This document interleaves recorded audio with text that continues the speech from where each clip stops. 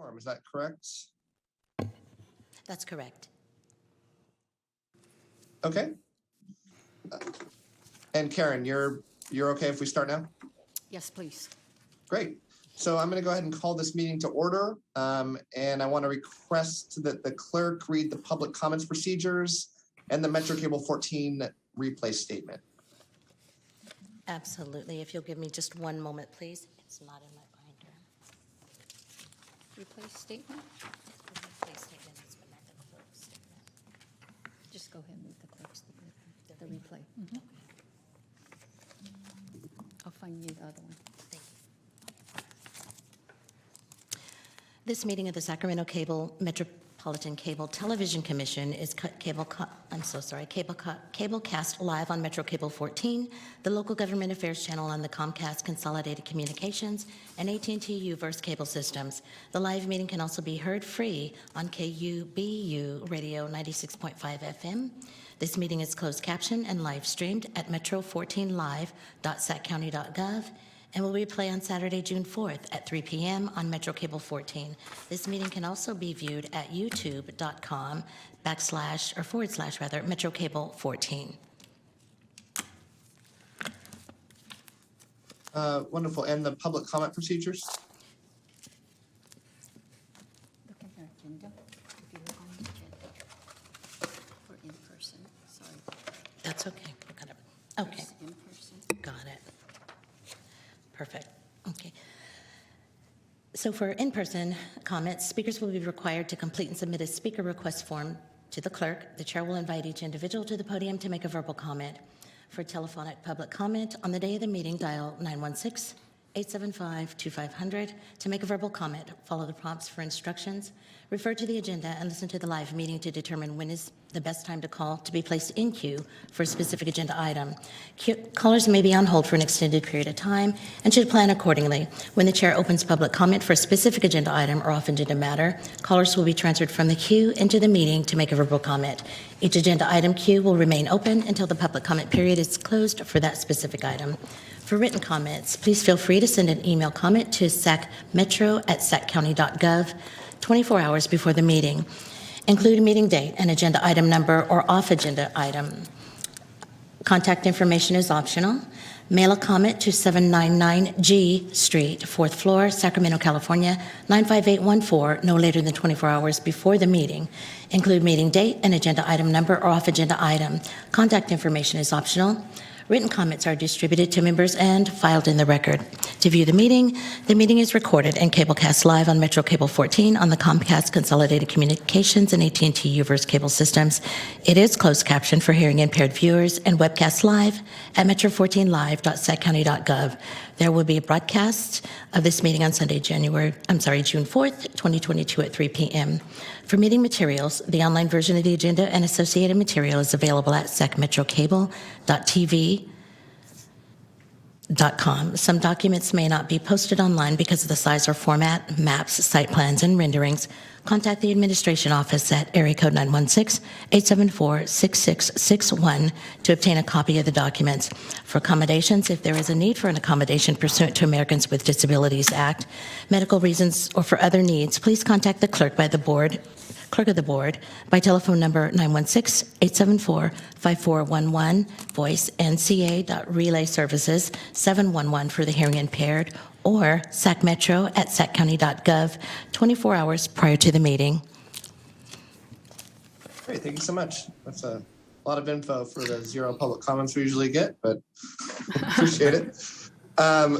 So let's move on to the roll call. Okay, and members Nava, Riley. Here. I'm here. Lisa's here. Thank you, Lisa. And Vanessa McCarthy Olmsted, she will be here, and she's going to let us know when she comes on board. Chair Hedges. Here. Supervisor Natoli. Member Daniels. Member Spies. Present. Shalom Sherla. Here. Member Gatewood. Here. Member Paraset. Here. And Poyo Mu. Here. Thank you. And Member Brown. Here. And we do have a quorum, Chair. Thank you so much. Would you now please read item number 1 into the record? And item number 1 is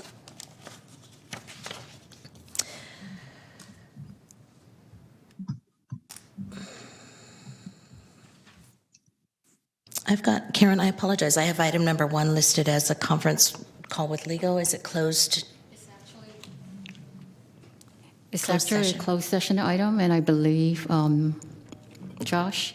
Yeah, thanks, Chair. Staff's actually recommending that item get pulled from the agenda. Bob will be providing more details during his oral report, but we're still working with the ad hoc committee on the appointment, and we had added this as a placeholder, but at this point isn't ready for the full board's consideration. Great. Thanks very much. Then let's move on to item number 2. Okay.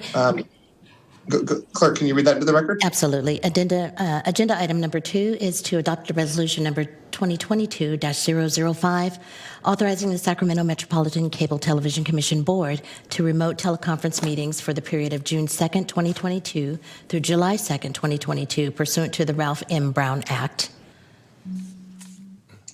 Okay. Good afternoon. Can you hear me? Oh, okay. Yes. Okay.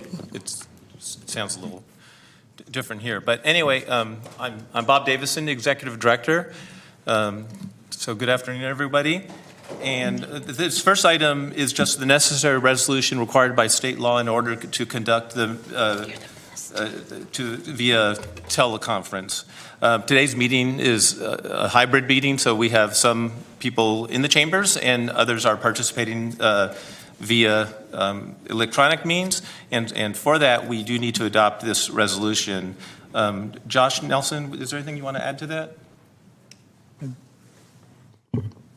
No, just that this provides us maximum flexibility for hybrid meetings going forward. So would request the board approve the resolution, please. Motion to approve the resolution, Member Brown. Second, Member Nava. Before we move on to the vote for that, I want to open up the public comment opportunity. And I need to announce this once. I won't do it every time, but any audience member wishing to speak should fill out a request to speak form and hand it to the clerk. Comments submitted to the public not in attendance will be read into the record, and members of the public will be given an opportunity to call in and make verbal comments during the meeting. Clerk, do we have any written comments or phone call comments? And we do not have either. Okay, let's close the public comment opportunity. Is there any deliberation before we take the vote on the motion that was just made? I see none.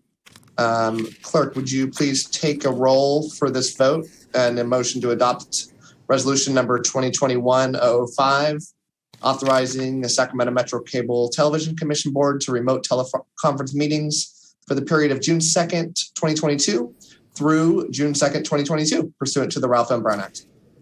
Yes. Members Nava, Aye. Riley, Aye. see if Vanessa McCarthy Olmsted, Member Hedges, Aye. Daniels, Spees, Aye. Shalom Shurla, Aye. Gatewood, Paraset, Aye. Poyomu, Aye. and Brown. Aye. And I'm sorry, Member Natoli. Aye. And the motion passes with those members present. Thank you. Would you please read item number 3 into the record? Item number 3 is fiscal year 2022 through 23 general fund and PEG fee fund preliminary budgets. It's to approve the fiscal year 2022 through 23 general fund -094A and PEG fund 094B proposed budgets to include the following resolutions and the following attachments and exhibit included in the budget staff report. Thanks. Bob, you're up. Good. Yeah, thank you. Good afternoon again, Bob Davison, Executive Director, and I do have a PowerPoint presentation, which I now see is online and on the screen. So we will begin. So I'm here to present the 2022-2023 proposed budgets for both of the Commission's funds. We have 2 of them. Our general fund, which we call 94A, that's the number of the fund, and our public education and government, or as we refer to as PEG, the PEG fee fund is 94B. And with that, we'll get into the details. And Bob, oh, never mind. We see it now. Go ahead. Uh-huh. So this is so first, like I said, we have two funds. 94A we'll probably be talking a lot longer about today than 94B, but so we'll begin with 94A. We have a pie chart representation of the budget. Total expenditures are proposed to be $12.85 million. This includes salaries and benefits of just of a little over $1 million, services and supplies of $843,000, payments to channel licensees of $1.65 million.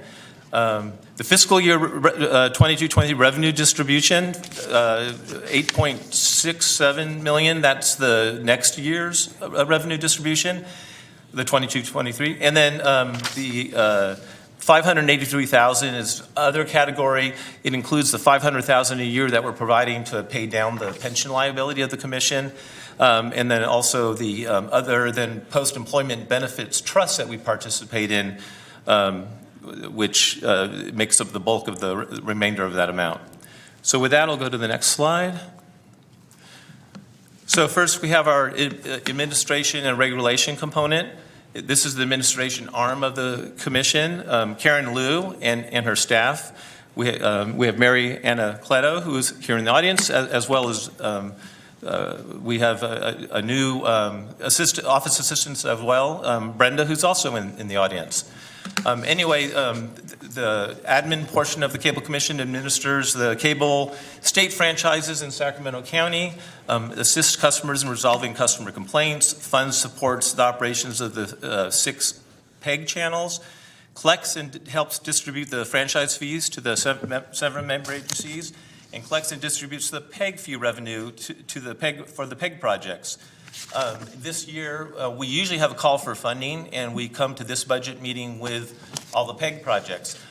Because of the pandemic, and specifically because of supply lines, there's a lot of member agencies that have not finished their 21-22 PEG projects. So with that, as we did 2 years ago, we didn't have to do this last year, but 2 years ago, we delayed the call of funding so that we will initiate that shortly after this meeting in July, and we'll be bringing back PEG projects to the September final budget meeting, and later on we'll have a placeholder for the PEG projects in the budget we'll be reviewing today. The administration staff includes part-time executive director, which is me, and that's per contract with Sacramento County. We have 4 full-time positions, the ASO3, the ASO1, the admin services specialist, which is vacant, and the senior office assistant. So the significant part of today's budget presentation is the cost of living adjustment that's being proposed. And this is deviating, the recommendation today is deviating from traditional commission policy, which were typically tied to positions at the county. So rather than applying the COLA, which is likely to be in the neighborhood of 4%, though we don't know that yet because the county is still in negotiations with labor organizations, I'm proposing a 10% salary adjustment for commission employees, and I'll explain that. So, so like I said, positions are traditionally tied to county positions. We did attempt to move away from this with class and comp studies. We made 2 attempts at the studies, but we were not able to get a study that we were able to present to the board.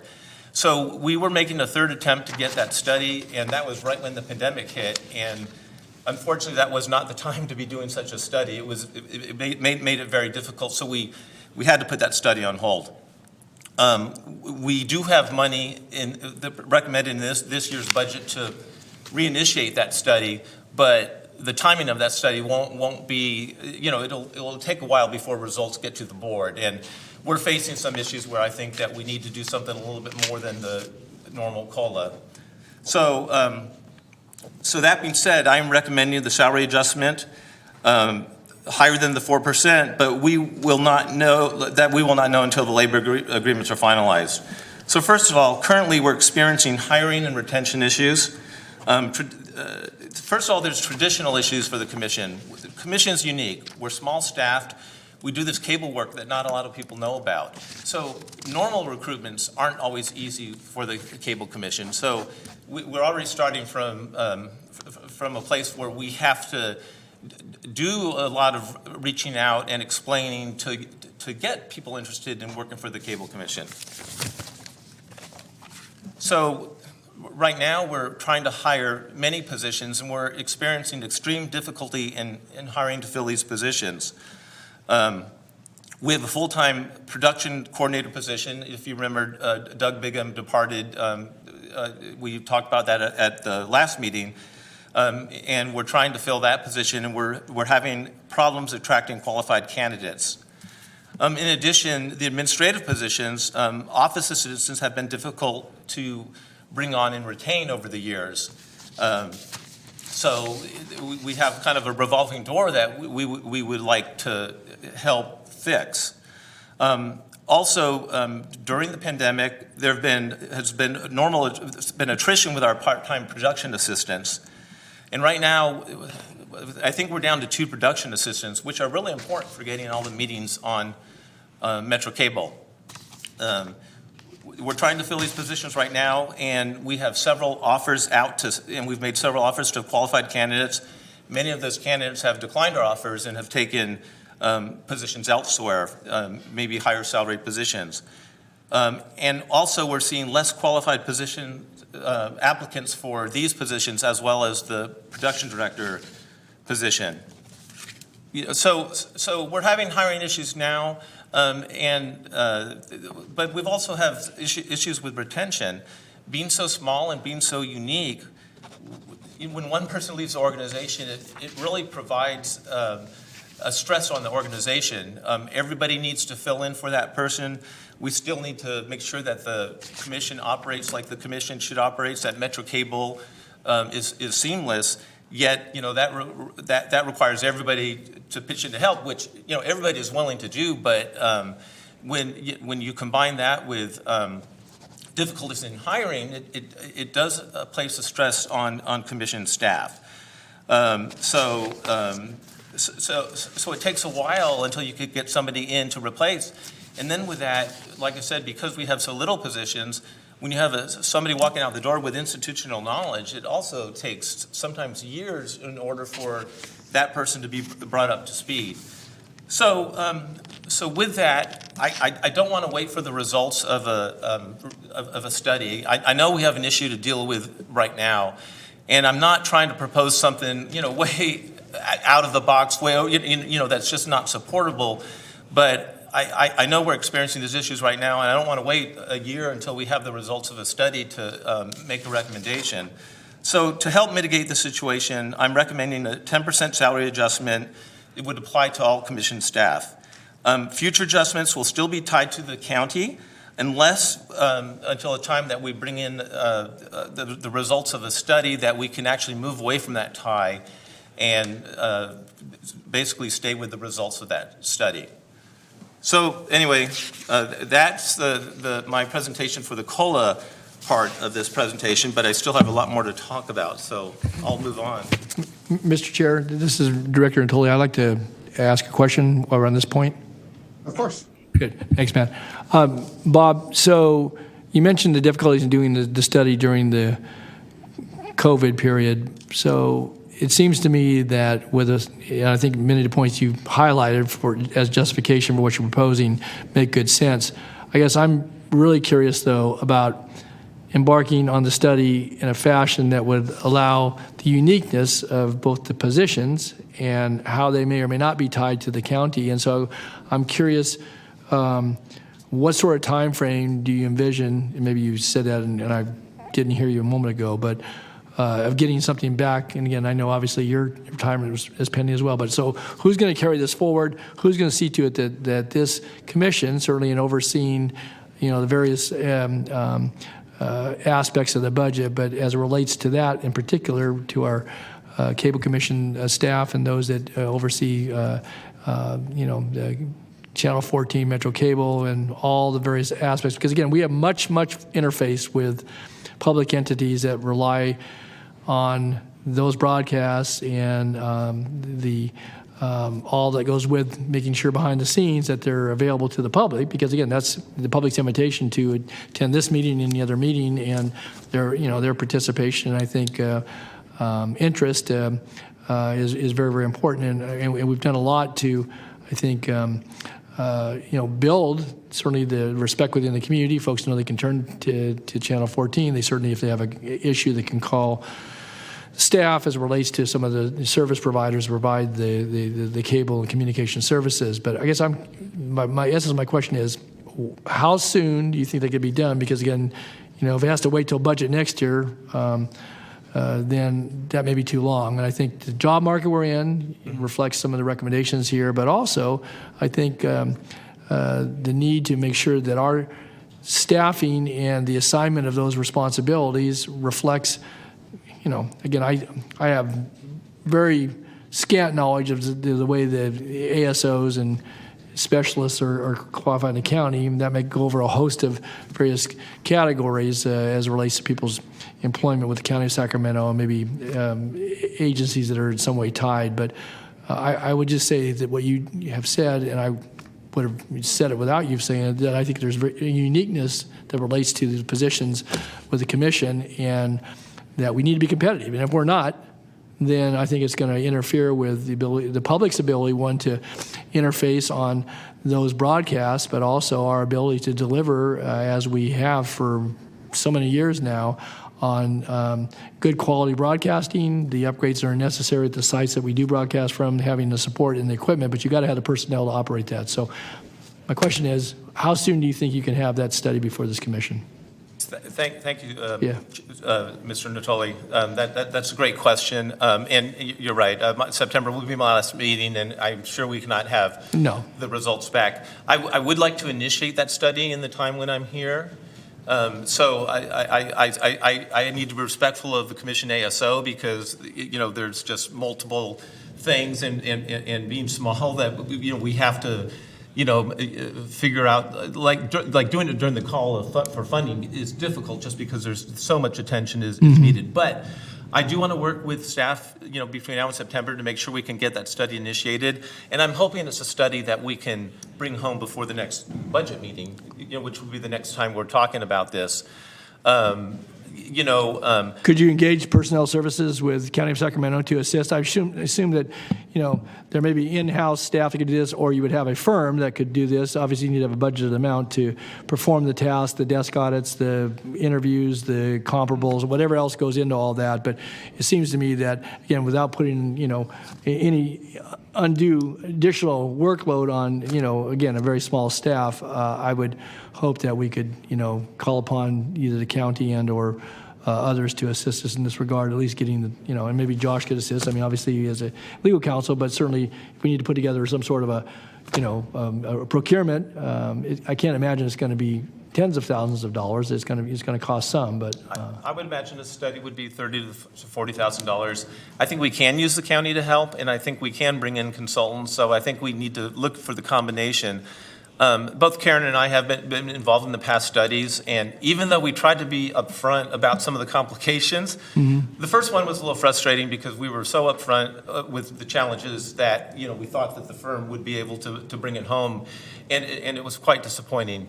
The second study, I don't want to give names and critique firms, but we had some similar challenges, but we actually felt that firm we were going to be able to do, and they had some staff changeovers that affected the quality and such. We were in discuss with that firm because we still like them, and they were recommended by the county, by the way. And we were at the point where it seemed like we're heading towards reinitiating. There were some things about this first part of the study that they did that needed to be corrected, that the new staff that we were working with absolutely agreed with us. So we felt we were on good footing, and we may still be there. So it may be reinitiating with that firm, could be the way to go, and that could certainly expedite things a little bit because there'll be some familiarity there. Well, that's helpful. And again, I would concur. I think that if it's initiated, certainly, Karen will be here after your departure. But I think it's important, one, to have a good, strong premise from which to based the study, and we need to get our money's worth. And again, if we're going to spend, if your estimate is correct, and it's going to be $30,000 or $40,000, and we want to make sure we get, again, we're not going to predetermine the results. That's not what I'm saying in the least. But I think that we need to, if we're going to engage to do this, and that again, the responsibilities remain whether you got all those positions filled or none of them filled. And I think that it's important to reflect the makeup of what it is that is done by the commission staff and those that we employ. And secondly, to do it in a way that hopefully whatever the work product is, that it's something that reflects the marketplace and reflects, the assignments, and maybe it does not result in anything that would, or disconnect them from county positions. But I think that we want our money's worth. It needs to be done timely, and that I believe that it should be initiated, at least certainly with your background and institutional knowledge of this, and at least get it underway. And again, obviously with guidance of those that will succeed you and that still remain, it'll be this commission's, decision at some point in time. But you've answered my question for the moment, so thank you, Bob. Thank you, Mr. Chair. Of course, thank you. Chair, I have a question. Yes, please. Okay, I know the income is fixed that we have. Can we afford 10% more on the COLA than the 2 that we're suggesting? Are you have any concerns on that with our budget? Yes, we can. I believe we can. The difference between, if you applied a 4% COLA, which I think will be the county tie, but like I said, we don't know for sure, and the 10, the difference for the annual budget is $24,000. So it's a doable number. It's doable. We're not concerned about. Okay, great. I'm all about spending money as long as we have it. No, I concur. Thanks. Okay, with that, if there's no more questions on that part, I'll move on with the presentation.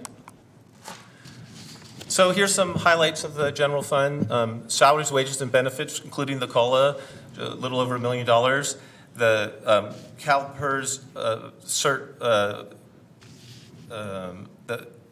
that's the OPED one, right, Karen? Yes, it is. Yeah, thank you.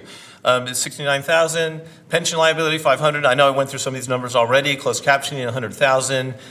County DTEC services are $118,000. Legal counsel estimated to be $250,000, but well worth it.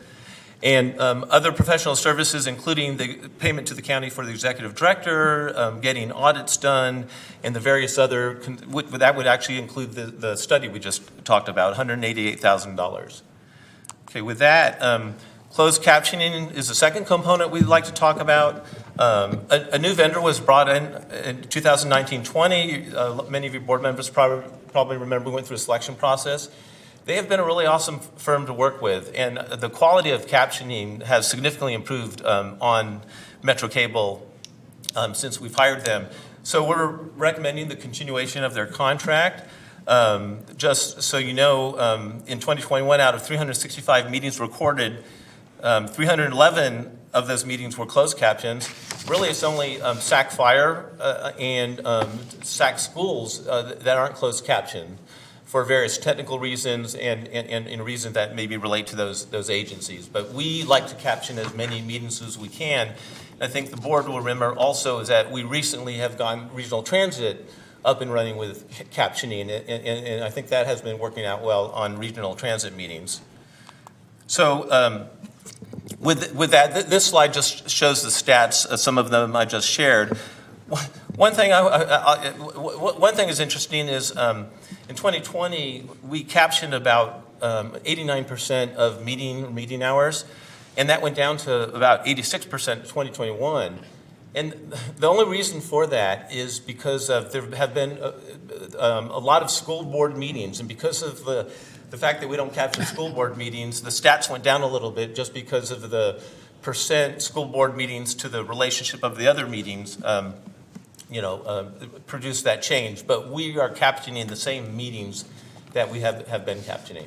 And we are happy to work with schools or fires if there's, if they need technical assistance in getting up and running on captioning. And I know our technical staff has reached out to those organizations before. I can't give you all the reasons why they're not captioned yet, but certainly Metro Cable staff is willing to help there.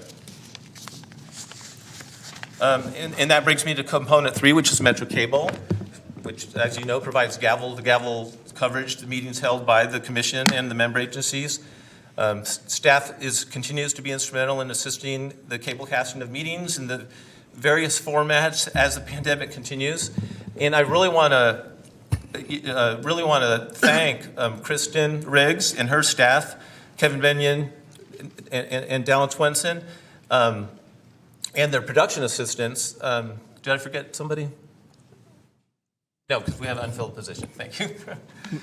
Bob, can I just ask you a quick question? So this is the staff you're recommending for the 10%? So it would be all commission staff, which include Metro Cable. Okay, so again, some of my comments earlier were reflected to Metro Cable staff as Yes. well. So the study would cover staff that. So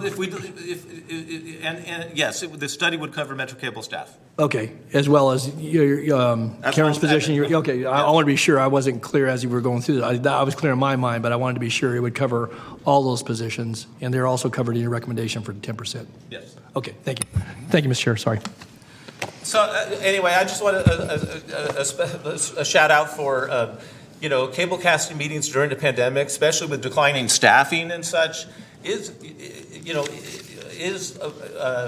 hard, and they've bent over backwards to cover meetings that they have challenges in covering. The full-time staff covers for the production assistants. They're going through the hiring process right now, which has taken a lot of their time to get more help in. And like I said, some of those things we've been experiencing have I'm bringing up because of the frustration of those efforts. But anyway, Metro's just done a good job. So far, all meetings have been cable cast during the pandemic, and so thank them for that. And we I think just went over it. 4 authorized full-time positions, also production assistants, and yes, we are recommending the 10% COLA for this staff. Okay, so the next component is community programming, and this is for the channel licensees that operate the PEG channels the other 6 channels that we have other than Metro Cable 14. And so this is for Access Sacramento, PBS KVIE, and the Sacramento Education Cable Consortium. I know, Liz, I'm all these years and I still can't get that one right. And Capital Public Radio, who's a partner of ours. Again, we're going to be talking about COLAs. You're seeing 10% here, but it's honestly it's a different thought process, and I'll try to explain that to you. But we have the COLA policy for channel licensees that this board approved many years ago, which basically would give to channel licensees the same COLA that general commission and county staff would be getting, plus adjustments for payroll and minimum wage workers and minimum wage hours, and then the payroll cost on top of minimum wage employees. So instead of that, we're also recommending a 10% COLA or adjustment to the base for the channel licensees. And like I said, this deviates from past practice and policy, and for a little bit of different reasons than with staff. So hold on. So if we kept with the current COLA policy, we would probably come back in September with an adjustment that would likely be between 4.5% and 5%. And this would be, like I said, due to the minimum wage and the payroll costs and such. KVIE, SECC, and Capital Public Radio have submitted requests for base funding plus a COLA, so they would be okay with the status quo. Access Sacramento submitted a request for a 16.7% increase to the base. This was and that was based on an assumed 2% COLA, which they wouldn't have known that likely in September it would be between 4.5% and 5%. So their total request was 16.7%, which included a 2% COLA. And the reasons that they've cited for this request are operating expenses, which have been exacerbated due to inflation, staff turnover, and new hire salaries that have to be increased to fill positions. So again, this is not a Metro Cable or a Cable Commission only issue of trying to get good people to fill your positions now. We're experiencing that at the county as well. And then also reductions in supplemental funding, including fundraising and fees. So rather than going with the 4.5% to 5% COLA and wait till September, and rather than approve the COLA for some channel licensees and the 10%, the 16.7% for Access Sacramento, I'm recommending a 10% base increase in lieu of the COLA for all of the channel licensees. Doing this, citing the reasons that are cited by Sacramento, I'm sure that they're impacting the commission and they're probably impacting the other channel licensees as well. In the past, the boards typically, when across the board increases were requested, they've usually handled the channel licensees all for one, as opposed to picking and choosing and providing some increases to others and none to others, unless they had a specific request, like we need an extra position or something.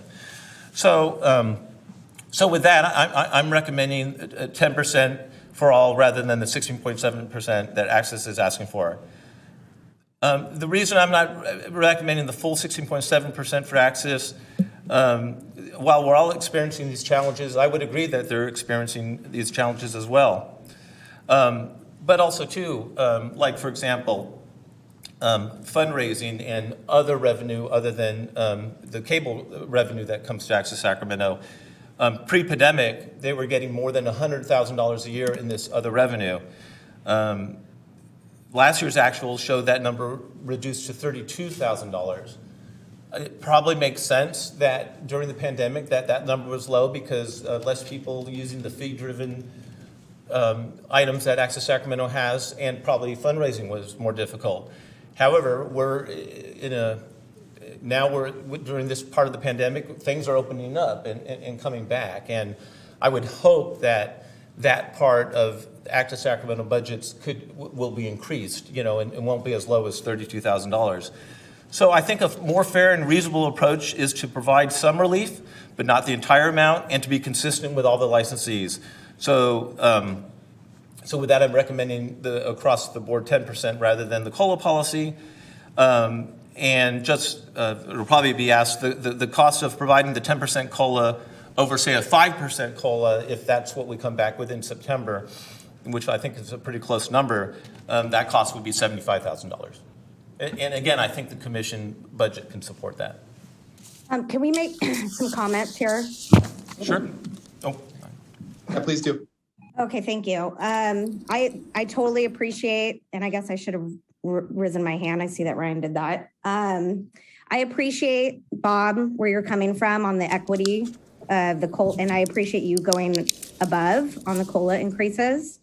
And I agree with you. Everyone's suffering right now, especially with the Great Resignation and staff turnovers and having to attract staff, in addition to all kinds of other things. Inflation, the state of business, liability insurance is just higher.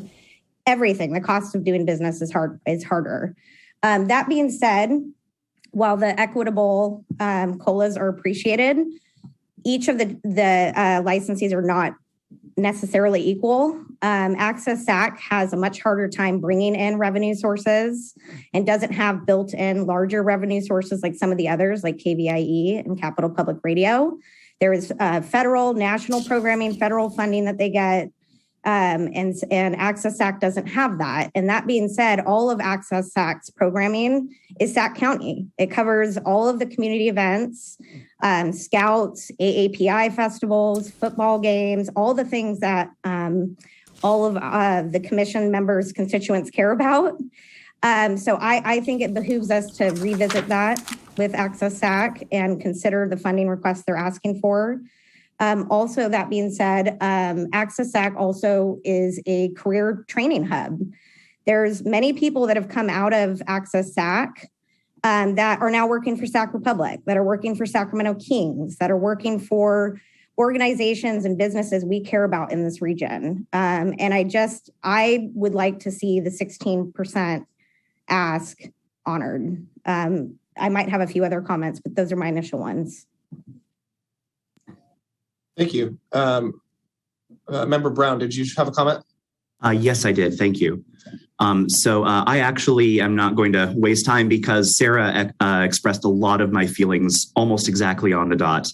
I think that it does behoove us to revisit the budget request that Access Sacramento has put in, not only is it an incredibly important workforce development pipeline for folks who are seeking to be in that space, and that we are able to help lift up through our Access SAC programming. But in order to fit with one of our overall objectives of improving the access and coverage to more diverse and inclusive events, this covers so many events like that and produces that coverage that they necessarily wouldn't really be able to get otherwise.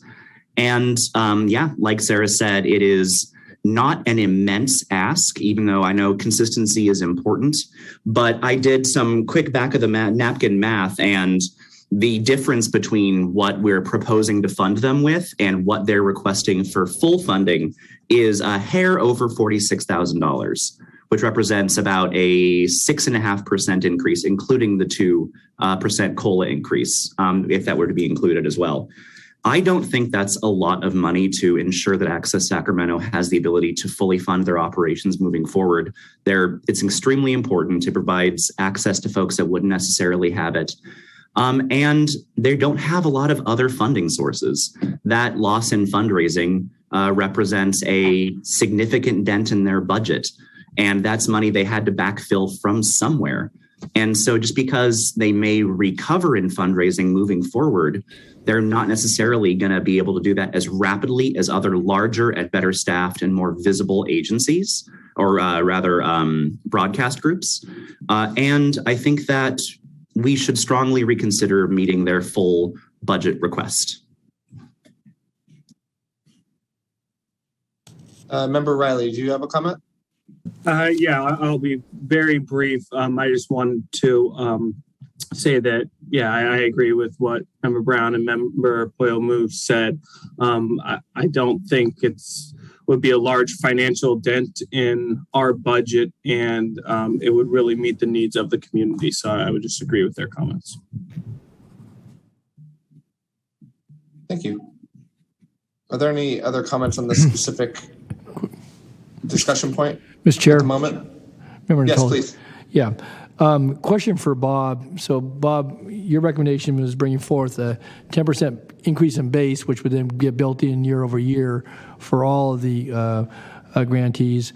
I guess I'm curious. Then I've heard the commentary by fellow directors here that they presumed a 2% COLA increase that got them to 16.7. But in essence, your recommendation is right now of 10% across the board. And so, are we talking about the difference, as you understand it? Is it 6.7 or is it 4.7% in addition to? Because you're already recommending they presumed a 2. You're proposing a 10. So I guess if I do the math, it's not 16.7, it's 4.7. Or I could be wrong. So help me with the math. Sure. If we're starting from, if you're comparing access requests to my recommendation, it's 10 versus 16.7. Okay. The 16.7 includes their assumed 2, and my 10 would cover whatever COLA is in lieu of any COLA from the COLA policy. Okay. So yes, 10 to 16.7. Thank you. And there's one other follow-on question then. So, as part of your role, you obviously examine the request. You look at the COLAs, which aren't necessarily tied to any specific requests, as you said, for a staff position or additional equipment or additional support. Have you, in your recommendation, you took kind of more of a broad brush approach. Have you examined the requests? Again, that access is provided in addition, obviously, to reductions in fundraising, probably a combination of things, but certainly COVID was a contributor, and I'm sure in large part. Have you looked at the budget from that perspective as to, basically round it up, but, almost a 17% increase year over year or so? I'm sorry. Yeah, have you looked at the detail behind is it just solely loss of income or projected revenue, or were there other things in that budget? I did review Access Sacramento's request. In fact, and Donna and I emailed back and forth, and we asked for clarifications and such. But one, I wanted to fully understand the request and gave them suggestions for submittal and such. it's hard for me to go through their request and say that this is valid, this is. Yeah, I wasn't even asking that judgment. I just was curious. You've reviewed it and continue. I guess I wanted to know what your thoughts were as it related to. So my thoughts are, I concur that there is, and the thoughts there are kind of what led me to this 10% recommendation. Also thinking back to how the commission often tries to treat channel licensees similarly and such, and albeit you can certainly, this is up to the board. I have a recommendation, and the board certainly has the ability to do something different, and maybe they can cite differences with Access Sacramento. It's true. The other three didn't request the increases that I'm even suggesting for them. So that could be taken into point.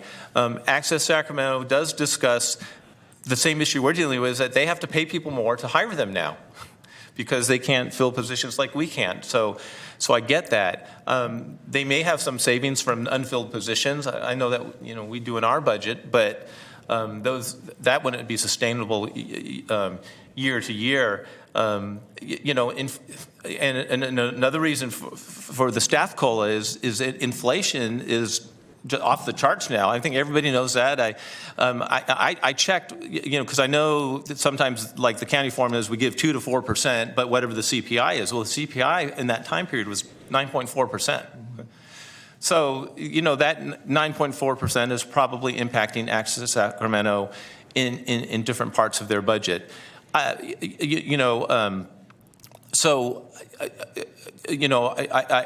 read that, and I agree that we should do something more than in a typical year. I'll leave it to the board to figure maybe how much more. But I did certainly notice the decline in the other revenue, which I'm not calling Access Sacramento out because I get it. During the pandemic, it's those revenue sources would be significantly impacted. I would hope in the future that they don't continue to be so significantly impacted, as they were in the. I can't remember if that was 2021 or 21-22, yeah. But which it was the last year that we had actuals for in their budget. Okay. Well, thank you for your response. Mr. Chair, I just wanted one other question then. So, again, certainly within our authority to, grant the request, support your recommendation, or do something different. I guess the one thing that occurred to me, and it was kind of out of your comments, but kind of thinking to a couple of my colleagues said that to do a base increase versus things that might be a bit of an anomaly. Again, if there have been vacancies where there haven't, again, it certainly has stressed organizations, but those are, and I won't say they're cost savings, but they're accrued because we didn't reduce either licensees and or for a commission's budget, it just rolls over, I guess, into the next year's budget if you don't, salary savings don't accrue somewhere. I would assume with our licensees that maybe those amounts accrue. Still doesn't speak to the point about the immediate stressors here. And so I guess just thinking out loud here, inclination I might have was to grant the base increases across the board, recognizing Access's additional request of 6.7%, and to accommodate that for this budget year and see if things do level out, if they continue to be of a nature where both Access but others are seeing the stressors. Certainly this commission would have the ability to revisit it this time next year for ongoing budget and make it either a part of the base or maybe even make some adjustments that would be something more and or less than that. I just recognize that the base increases, then the apportioned shares that go to the member jurisdictions are reduced, unless there's some other action, that going forward, those are, dollars that do not return to those jurisdictions. I agree that the call here for supporting our licensees is very important, and I'm certainly supportive of that. But one suggestion I wanted to offer, though, is maybe we do that for this year and then allow the commission to revisit it again next year to see if things have leveled out. And if they haven't, obviously, we've already built this into the budget for this year and would be the commission's determination going forward to keep that, keep that as a base amount or make that a base amount versus some other adjustments. So that's my thoughts. Thanks. Thank you. Let's go to Member Spies, and then after him, Member Shalom. Actually, so I'm slightly off topic, I would guess, Chair Hedges. My request would be that all of our colleagues please remember that display logos on shirts, background, etc., ought not be campaign logos or anything as such. So without pointing anyone out, I would request, of course, that they make sure that those campaign logos do not appear on public access. Okay, thanks. Thank you. I Member appreciate it. Shalom Sherla? Sure. Member Space, I just want to make sure I put a Folsom logo behind me. Oh, no. In fact, I think the person who I think he's already acknowledged it. Nobody's mad at anybody, but I can tell you from past experience, it's not pretty when somebody gets mad. So it was just a recommendation and a request. Thank you. I'm good. Thank you. Take down the Folsom logo. Take down the Folsom logo immediately. Take down. Okay. Take it down. He's my buddy. Chair, thank you so much. Bob, just some clarification. I know you're proposing 10% base increase, and you did mention by November, December, the COLA survey, everything will be coming, and whatever that is, we are going to be adjusting. Can you please clarify? Are we going to adjust down, or what exactly that means adjusting? Oh, I'm sorry, Mr. Shalmashara, I didn't quite get the question. He's asking, are you going to go up and down? I know right now you are proposing a 10% base increase of that. So this is a unique year, both on staff and the channel licensee side.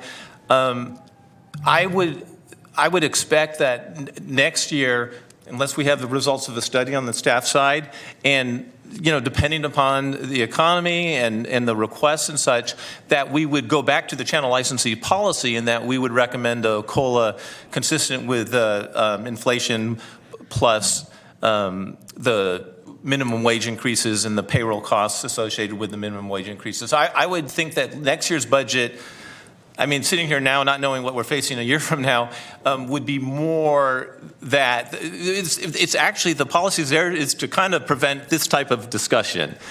But it was not possible, I think, to come up with a recommendation that I would have think we were still going to be having this discussion whether we were just trying to come here with the normal policies or based upon the requests we're getting. But I would think next year I would hope would be more of a return to normal. And if it's not, then it's indicative of that policy probably isn't working, as well as maybe as it could be. Right. Usually our team is in alignment with the county staff. Yeah. Right? I think I can see you are shaking your head. That is yes, right? Typically, yes, typically. Mm-hmm. Typically, right? And this year, is county already announced? I know I'm seeing it, some rises in Folsom, but I just want to see what is counties. So, and I'm not part, I don't have any, knowledge of labor negotiations and such.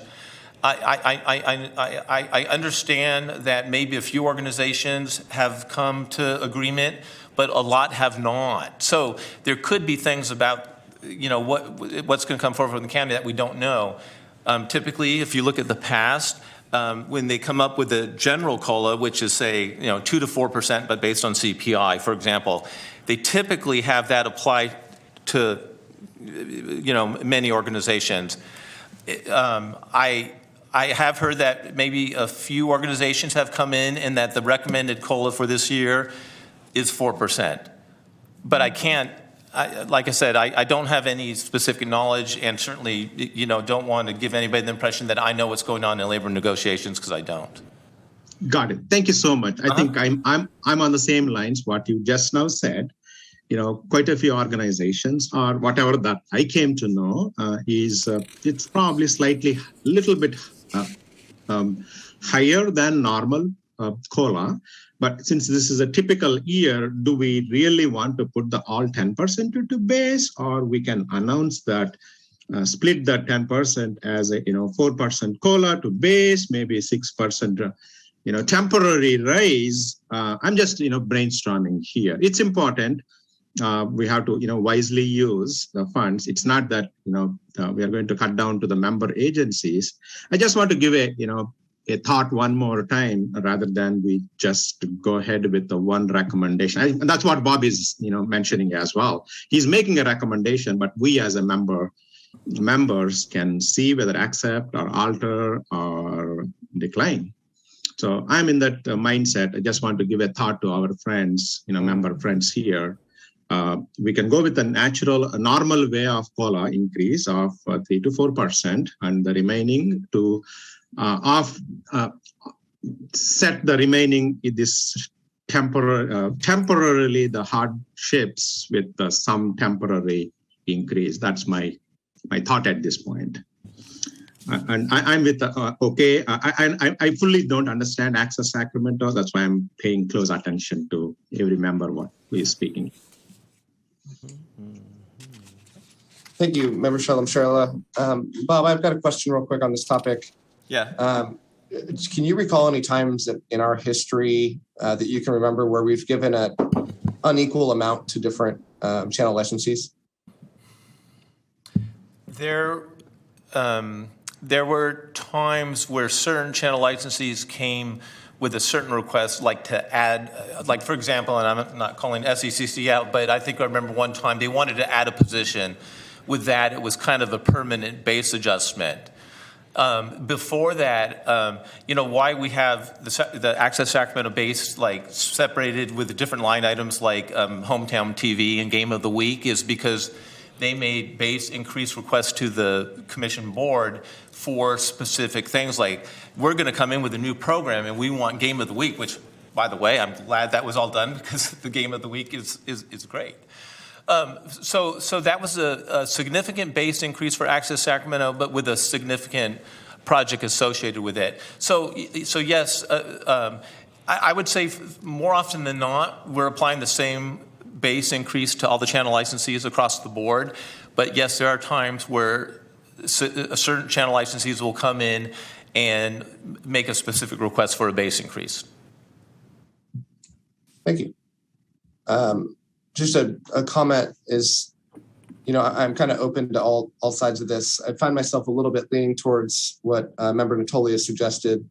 I have a small concern that, I feel like all of the channel, while I really appreciate everything Access Sacramento does, I feel like we could give an equally glowing praise to all of our channel licensees. And that we could give amazing justifications for why all of them deserve significantly more than they currently have. I think they all provide a wonderful service. And I get the differences here that they may have a more difficult time raising funds. But I have a small concern that you're going to have these other channel licensees watching this saying, well, next year I need to come in and ask for a lot more because, we're not going to do the equal thing anymore. And we're going to start giving, just kind of being all on our own. I have a worry about that. So, I guess I'm slightly leaning towards saying, let's give that across the board increase and pay attention to this and make sure that we're focusing on this next year to see if it's stabilized and see where we're going to go from here.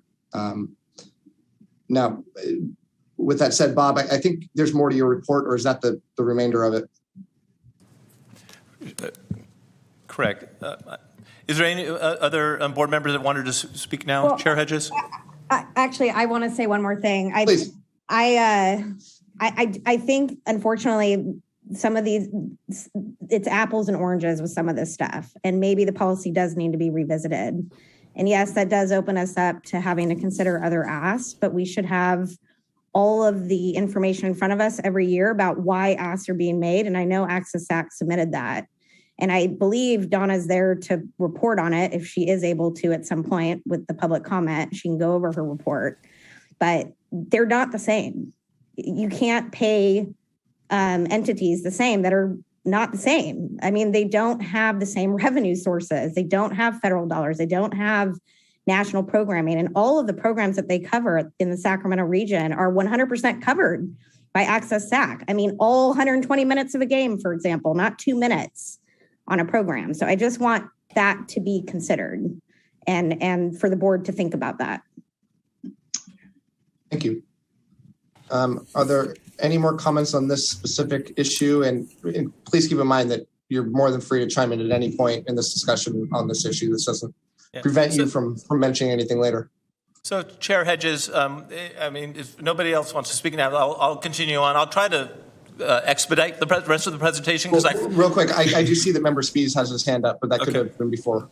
I do have a quick question. What is the impact on the budget in terms of dollars to giving that 16%?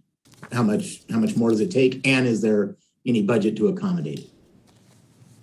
Let's see. I believe Board Member Brown did some number crunching, and he indicated the difference would be 47,000.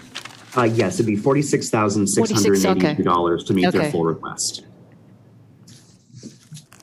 And the budget can accommodate, or where are we in terms of that? I mean, it's all great asking for it, but if we don't have it, that's a different conversation. That's the question just now. If I could, it just comes out of the proportional share of the member entities. That's what it is. I mean, we get an allocation, so this comes off the top, whatever it is, all the things that are built in there. So, Kevin, to your question, is just a little less to Elk Grove, a little less to the county, proportionally a little less to all the member entities. So that's, I think that's accurate, Bob. Correct? Yeah, that's correct. Yeah. So it's, right up until the amount that's ultimately distributed, we could spend millions, but it just comes off the top. And I don't know if this helps too. I did a calculation, and hopefully mine is correct. But just say the cost of giving all channel licensees between the 5%, which would be the COLA policy, and 10%. That cost is $75,000. So, barring the math there, I'll just put that out there on top of the other calculation that was put forward. Okay, so it comes off the top, and every jurisdiction then loses a small portion of that. Okay, so as we finish this presentation, we'll get into the revenue distribution, which is actually pretty interesting this year. So you can kind of see that, with the budget presented, we will be showing you what remains, and that's what gets distributed to the member agencies. So that might be helpful to see. And so that would be where the $75 would come off and the different areas. Right. Okay. And any adjustments that the board makes today would be a dollar for dollar adjustment from the revenue distribution proposed for the next year's budget. Yes. Okay. All right. Well, I'll reserve any comment given that we haven't had any public comment, and we probably shouldn't be making too many conversations past this. There you go. So anyway, please continue. So with that, unless there's any more questions on this, and actually, I felt that these are the areas of the presentation that would garner the most questions. So I think it's great that the board members have opined, and provided their comments. But with that, I will try to, quickly go through the rest of the presentation, but, present the rest of the information that I wanted to. So with that, I think that's the significant issue we wanted to discuss with community programming. These are the dollar amounts with the comparing 2022 to the 22-23 COLA proposal, and the differences between these two columns is the difference in applying 10%. So 10% provides you this difference. I'm not going to belabor this slide unless board members have questions on it. So that brings us to the revenue distribution. So now here's where we get to some good news, because we're talking about money and the money that the member agencies get. So the fiscal year 2020 revenue distribution, which we're going to pay in June this month, is going to be a lot more than we usually give, and it's $11.18 million. This is a higher amount. It's due to one thing, and I've got some slides on this later, is we actually have $833,000 in franchise fees over budgeted amount. So that's good news, especially seeing how franchise fees have been declining. In addition, there's a $2 million payment, one-time payment from a cable company that board members have been apprised of in the past. In addition, the proposed revenue distribution for next year is proposed to be $8.67 million. And that's more than the revenue distribution that was included in the budget from last year. And yes, any additional amounts provided to channel licensees or staff or anybody would come off of this number. This chart shows the revenue distributions for this year, which will be paid in June, and proposed in the budget for next year. And it actually shows the shares for each member agency. So you can see that the red column, the 2021-22 actual is what we plan to send, the checks that we plan to send out at the end of this month to the member agencies, reflecting the $11.2 million. And then the final column is the 2023 proposed revenue distribution, which already I said was about $8.7 million. Wait, can I ask a question? Yes, sure. So right there, the extra 75, no, what are we talking about, 25,000? Would come off of that, correct? Whatever extra amount is provided, and we can do our best to figure out how to best, Right, so, it would come off of the 8.673 million, yes. right, okay. Yeah. And then evenly spread across all the different ones. Right. And you can kind of see in that chart how it gets spread to the member agencies based on population. And so we get more money because you found out we have a bigger population now. As Rancho grows, and There we Rancho's go. share I'm grows. excited about it. That's true. This shows franchise fees historically, and I'd like to show this chart just because it shows the trends and where we're going. And there's some positivity here. There's always a question about when are franchise fees going to go away, and that's when cable companies like Comcast, AT&T, and Consolidated Communications stop providing this cable service that goes through rights of way. But with that, this chart shows that up till 2016 or so, revenues were going up every year, and then we entered the declining era. That had to do with Comcast revenues were reduced. AT&T was going out of the cable business and switching to their DirecTV format, and that led to reductions. And we've seen some similar reductions with Consolidated Communication. So then, for the past several years, we were franchise fees that we were collecting were declining every year. Now we're in this time period where we expect that they may be going down, but they've been plateauing. So the franchise fee revenues that we receive from cable companies for the past 4 years or so, and the projected budget for next year, are about $12.5 to $12.8 million. So anyway, if you see that we've diverted from the decline as good news, then I would say that this is good news. Of course, I'd always like to see it go up more. With that, I'll take us to the PEG fee. I won't spend a lot of time on the PEG fee budget because really what we're doing here is delaying the call for funding till September. So with that, we're putting $2.9 million in contingency, and we expect to have that fully allocated with the PEG requests that we get from channel licensees and member agencies and Metro Cable 14 between now and September. So with that, that's the end of my presentation. If I didn't I think I already thanked Karen and her staff, but if I didn't, thank you. They put in a lot of time to deliver these budgets. They go over and above, and it's much appreciated. So thank you for that. And with that, I know there's been a lot of questions already, and I know that we probably have to work on what motions come forward and such. But with that, staff is available to answer any more questions that you have on the budget. Thank you. Before we move further, I'd like to open up the public comment opportunity. Clerk, are there any statements that have been received or callers or individuals who'd like to speak?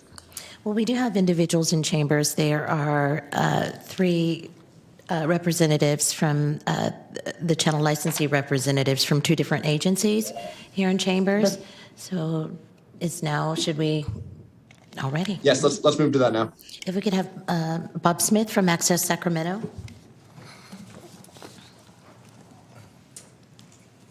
Good afternoon, and thank you very much, Mr. Chairman, members of the Board of Directors. We really appreciate the opportunity to take a couple of minutes to address the board and Mr. Executive Director. I am Bob Smith. I'm the chairman of the Board of Directors at Access Sacramento these past 3 years. I've been a member of Access Board of Directors for nearly 6 years. I've had an opportunity to see Access Sacramento and what we do in action, and I have to tell you that as an old broadcaster myself, way back when in the 70s, I greatly appreciate the job that Access Sacramento does. They really are accomplishing the mission that we have to lift all voices for Sacramento County residents with quality broadcast training and facilities. And so my mission here was to ask for serious consideration of our budget request, our expense allowance request of 16.7%. As it was pointed out, that's some $46,000 away from where we're currently at maybe in the proposal. But I would tell you that I was pleased to see that there has been, in fact, spirited discussion. I thank the board. I don't need to be redundant in asking again some of the same things that have been already covered. I did just want to say this, and that is we are doing all that we can to help ourselves.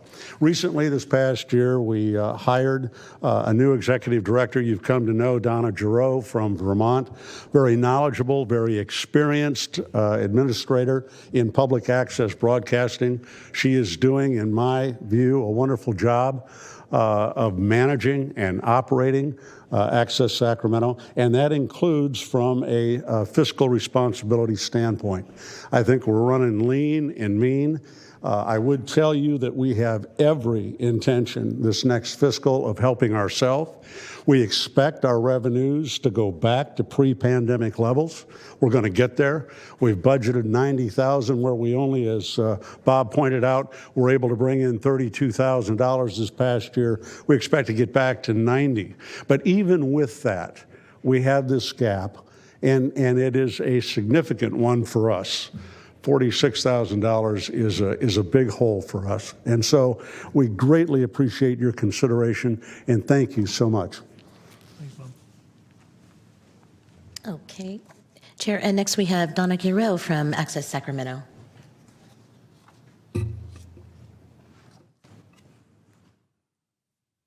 Hi, I'm the newish director of Access Sacramento.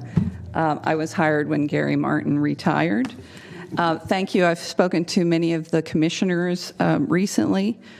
When I first started, I basically scoured the community asking what value we brought to the community. And actually, we have great value. In addition to tech job training, now everything we do basically is the heart of what we do is take care of these two cable channels and make sure that local content is on them. So even our training programs are, in fact, to train people so that they can have a voice, so that they can put content on these two channels. Now, we're all about access, so we try to keep our training low cost because we want to make sure that the underserved of our county community have the option to learn these skills. We have found, at least I've found over the past year, that these skills turn into real jobs, real tech jobs. But what was also remarkable was we have a film festival that we've been doing for, this is our 22nd year, which is extraordinary in and of itself. It's a script writing competition. And what I found was the script writing competition and the indie productions that lead to a premiere have encouraged people to go on to be professional script writers, professional actors, professional film producers. We are the grassroots of the community. So I thought it was worth pointing out, and to have a hole in our budget as we recover is very difficult because we, of course, lose the ability to execute our mission. And I just wanted to see if anyone had any questions. No questions. Thanks, Don. Thank you for considering our request. Thanks, Don. Can I ask a quick question before we go on? Can Rancho just eat it? And that way we don't have to change the budget any? I'm sorry, Can Rancho just eat the cost? you mean, can Cut your distribution by 46,000? Yeah, you can just take it from us and take care of them. I mean, they serve us a lot. do you want to just, instead of making it go across all the member cities? I mean, that's certainly, you could certainly propose that, in the motion. Okay. That such cost comes from Rancho's share. I mean, you would need to be specific about that. So we got that, and certainly the board needs to concur in an agreement. All right. Can I, Josh, do you concur with that, what Bob just said? Yes, I do. And I think if it'd be okay, we could complete public comment and then maybe discuss that in more detail. Sounds good. And finally, for the public comments, we have Elizabeth Rhodes with the Sacramento Educational Cable Consortium.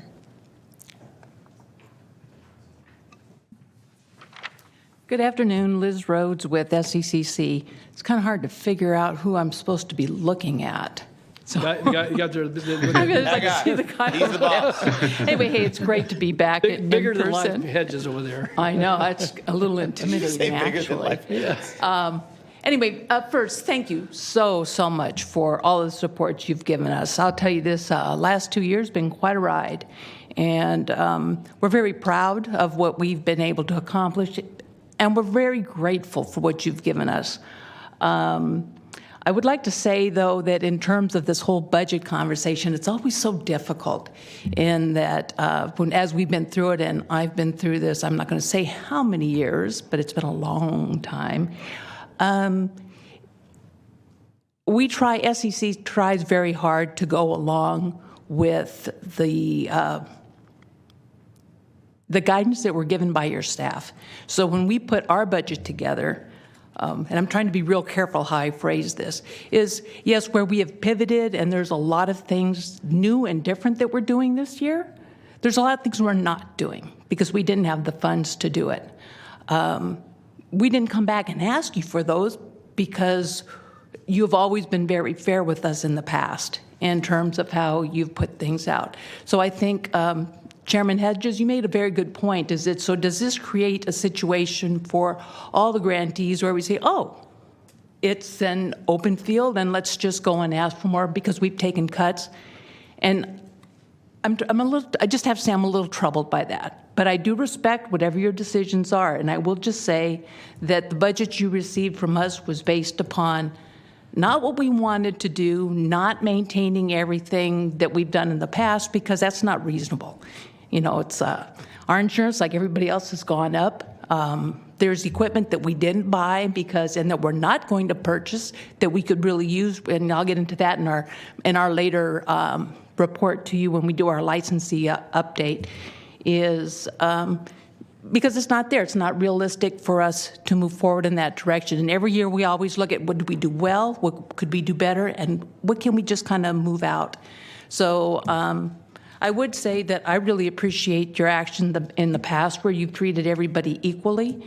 I don't think it's healthy to get into a competition because I think all of the grantees, all the licensees, we all do the best we can with what we have, and we work very well together.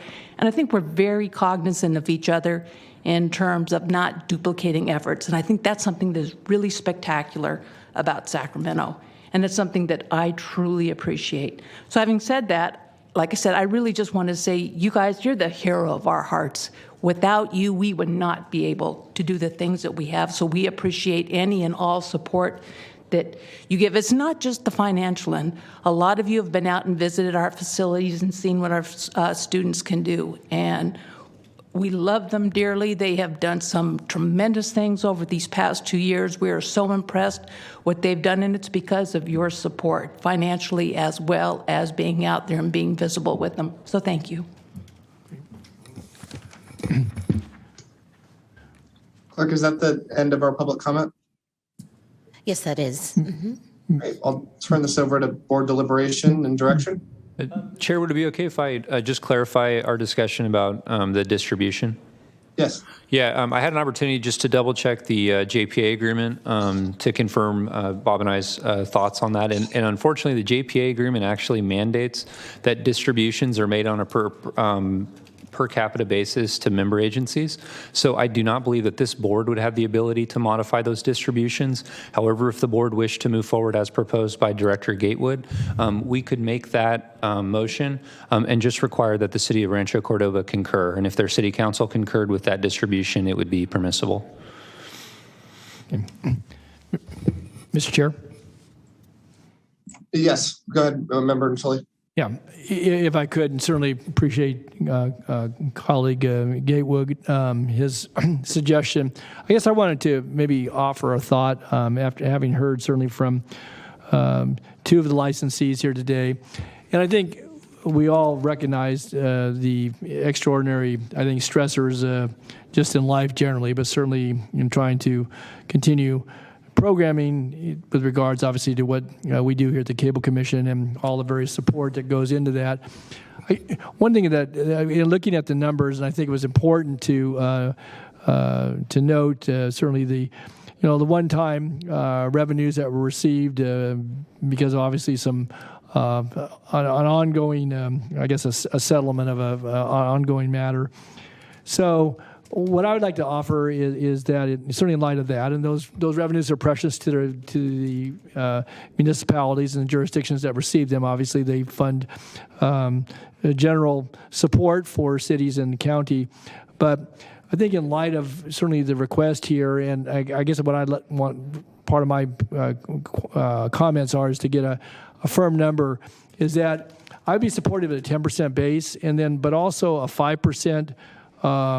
One time for our licensees this year, recognizing that we did get a boost, and seeing what levels out over time over the course of the next year. Obviously, it'll be up to the commission at a future date, but that would certainly address in large part access's request, but also I think going to the point that wherever funding is received from, these are local licensees that provide programming, a variety of programming, and certainly public access, but also a program that's valuable to members of our community and people that we all represent. So I would be inclined just to offer that we accept the recommendation for the 10% bump in their base, but also then to have a 5% one-time allocation to our licensees, and then the commission can revisit that a year from now. We do see there's going to be obviously some adjustment because of the one-time, but I think sharing that one-time, that's my thought, is that we could share that one-time allocation that over the years obviously reflects a recovery by this commission, and certainly I thank our commission staff and our legal counsel and others who've worked on that, and certainly this commission who, again, have, through our chair and others, pursued that matter for many, many years. And so I guess I'd like to see a share in that and provide a 5% one-time bump to all of the licensees in addition to the 10% base. So that's my thoughts. Thanks. Thank you, Member Natoli. Is that a motion of yours, or are those just thoughts? Well, I'm prepared to offer a motion, but I want to hear from colleagues too, Matt, so I don't want to jump the gun. Maybe other commissioners have other thoughts, so I don't want to dominate the discussion. But I'm prepared to support that along with the entire budget recommendation at an appropriate time. Thanks. Great. So I saw Member Brown had his hand up first, and then I'll go to Member Chalam-Charla after him. Thank you, Chair Hedges. Just for my own clarity to make sure I was tracking correctly, Member Natoli, you are proposing the potential for meeting that requested 10% across the board and the 5% across the board, which would represent a overall increase year to year of 15% to each of our licensees. Was my misunderstanding? No, you're absolutely correct, Ryan. Thanks. Oh, yeah. Okay, yeah. Excellent. I saw Member Spee shaking his head, and I was concerned for a moment. No, you said year over year, right? And I believe what I heard was 10% for this year, or excuse me, 10%, but then 5 additional percent for each licensee just for this year only. That's accurate. Yeah, that would be it. So everyone would receive 15% this year, but the 5% would be revisited by the commission. That would be a one-year allocation. The commission could do it in ensuing years, but so it'll be 10% year over year and 5% this year to all licensees, but then have to revisit that at the next budget time. Thanks. Thank you for clarifying. Yeah. I think that's an excellent idea. Thank you. Member Chalam-Charla? Yeah, I'm I'm a little bit confused here, all these percentages, and now let's give some clarity, right? Or maybe I may ask some questions, maybe Bob, or you can help. I just now heard 10% COLA year over year. Is that what, Bob and Josh, you understood as well? Are you speaking to Supervisor Natoli's discussion about a motion? Staff, we can't hear you. Go ahead.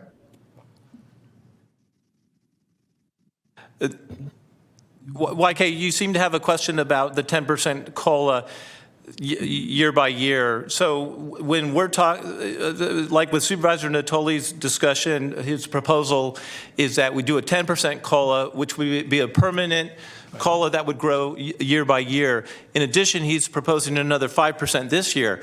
That wouldn't be part of the COLA. So next year, it still would be up for consideration next year, but given that that part of it was one time this year, next year, for that to be part of it, we would actually revert back to our COLA policy unless something different was going on. And then if the board wanted to have that 5% be continuing, then that would have to be deliberated on next year. It would not automatically stay with the base. Got it. Thank you. So yeah, I think I heard that right. I'm okay with the one-time funds. Certainly, if Access Sacramento or SEC, they're struggling through, and we can definitely, at least I can speak for Folsom, we can help them, whatever the per capita share is. My only point is I got to put the public employee hat here. If the 10% COLA is first, we are the ones is offering to our employees / our licensees, that's the word it is going to go out. So it's not that we can't offer it, but in my view, I have to see the bigger picture of the public employees, how the employees around the regions is being treated. I get the point what Mr. Bob was saying. Hiring is very difficult. I get it. And, when we were working with, our departments, and we try to give them the hiring incentives to attract them one time. So that's where probably I am at this point. I got to see the bigger picture of counties and nearby cities, how the COLAs are being distributed, like 4 to 5%. And one time, I'm okay, whatever that. So in my thoughts, I think I'm following now. I'm probably slightly the other way around. I just want to say it, those numbers.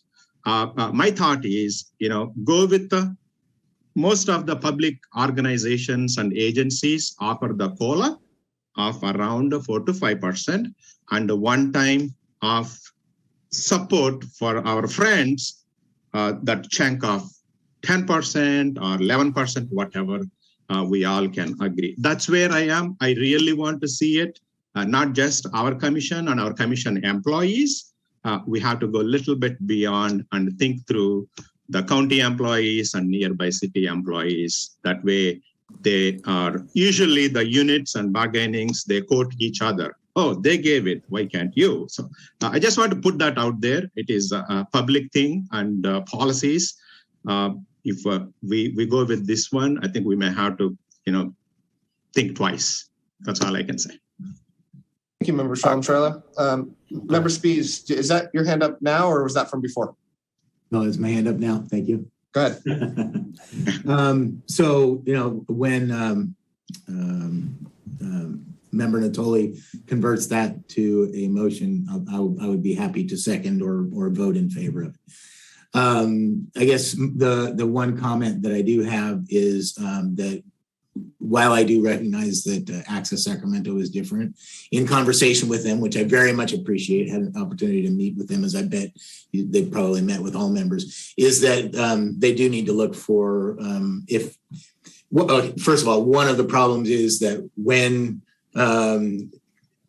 the need increases, but you manage to kind of swallow it and do without for a very long time, it becomes difficult when you suddenly have a large gap that you have to fill to try to explain to people why you need 16% more. So I certainly appreciate where they're coming from. But I guess what I would suggest, as I did during the conversation, is that there are alternate avenues of revenues that we discussed. I'm happy to try to help them in any way. I recognize that in the short term, you can't go have a fundraiser, or you can't go talk to a college and tell them you need money now, right? They have a budgeting cycle. So, but I would greatly encourage them to seek additional forms to cover this gap that they have this year in the future. So that's what I have. Thank you. Thank you, Member Spies. Are there any other comments? So are we thinking we're going to do a 5% COLA and a 10% pop and then revisit it next year? Is that what we're doing? Or are we thinking the 10% COLA and the 5% pop? Which one are we feeling most comfortable with? Because I don't want to make state workers feel bad. Or how's that work? Yeah, this is Vaike again. Thank you. So that's where I'm going with. Yeah, I hear what you're saying. It's the same thing. It's the same thing in the end. Yeah, just we really want to help our friends access Sacramento, Right. Everybody for their hardship, but as a one time, not year over year on the 10% of the COLA, which I haven't heard anywhere in this region so far. A big jump of 10% COLA. Okay. If I could, Mr. Chair, again, with the licensees, I think it's, and I get the point by our Folsom representative on this is that, but with the licensees, again, they have the cost of doing business. It's not just employees in that respect. I mean, to the point maybe earlier, in this case, whether it's insurance, it's cost of equipment replacements, that's all part of it. And so, again, I understand the point that maybe it would look to be some sort of a benchmark, but I guess with the licensees, I would still be comfortable, and I respect the comments that were made about the one-time versus the base. But I think base costs, and some of those can fluctuate certainly. But I think the labor portion of it, the compensation to employees is one piece of it. But for the licensees, it's not just that; it's other costs, and so that's why I would be comfortable, to what I said earlier, retaining the 10% in the base. We call it a COLA, but it goes to costs, and we're incurring those as municipalities and certainly as jurisdictions that provide services, cost of fuel, cost of equipment, cost of rent, all those things get factored in for licensees. And so I would be comfortable in what I said earlier, retaining the 10% adjustment. You can call it a COLA, but for the licensees, which would be a part of the base, and then the 5% one time, which I think recognizes those costs, but also some of the deficiencies in fundraising because of just the appeal to folks who had stresses in their own lives. So I would still be prepared, Mr. Gateway, to what you asked and to others to do the 10% recommended increase that Bob brought forward, but also the 5% as being a one-time that the commission could revisit it in future years. So that would be my motion, assuming there's no further debate. And if that were your motion, I would second it. Okay, very good. Okay, thanks, Kevin. Member Brown? Thank you. So I concur with Member Natoli very strongly. And Chair Hedges, when would be the appropriate point for a motion to be entered? Anytime. Okay, then I would so move. I just have one point to clarify. So go ahead. Is that okay? Yes. I totally understood what our member Natoli was saying, Supervisor Natoli. So what I understood from Bob, our staff members are also going to be equally getting that 10% COLA. So to address that point, for different reasons, I am recommending a 10% COLA for staff, as opposed to what would normally hit staff. And the licensee COLA is a separate discussion. And so what Supervisor, certainly if the board wants to provide 5% on top of the staff, I think that would be fine too in the motion. Yeah, I wasn't doing that. But Supervisor Natoli, when he's making that motion, is specifically talking about the channel licensee COLA, as I understand it. Yeah, that's correct. So YK, just to that. So this discussion was focused on that. The full budget, though, does include, as you said, the recommendation that Bob was bringing forward as it relates to employees, and that would be, I assume, a separate motion. I was just going to move on the licensees portion at this point in time to get clarity, so then we could do the. I assume, Mr. Chair, you're going to have a motion because there's a whole lot of resolutions attached. We could have further discussion about the portion as it relates to the employees, but mine was specific to the licensees. So, and in the past, we were giving the equal COLA for employees and licensees in the past. Bob? I'm sorry, I didn't know. What's the question again, Blackie?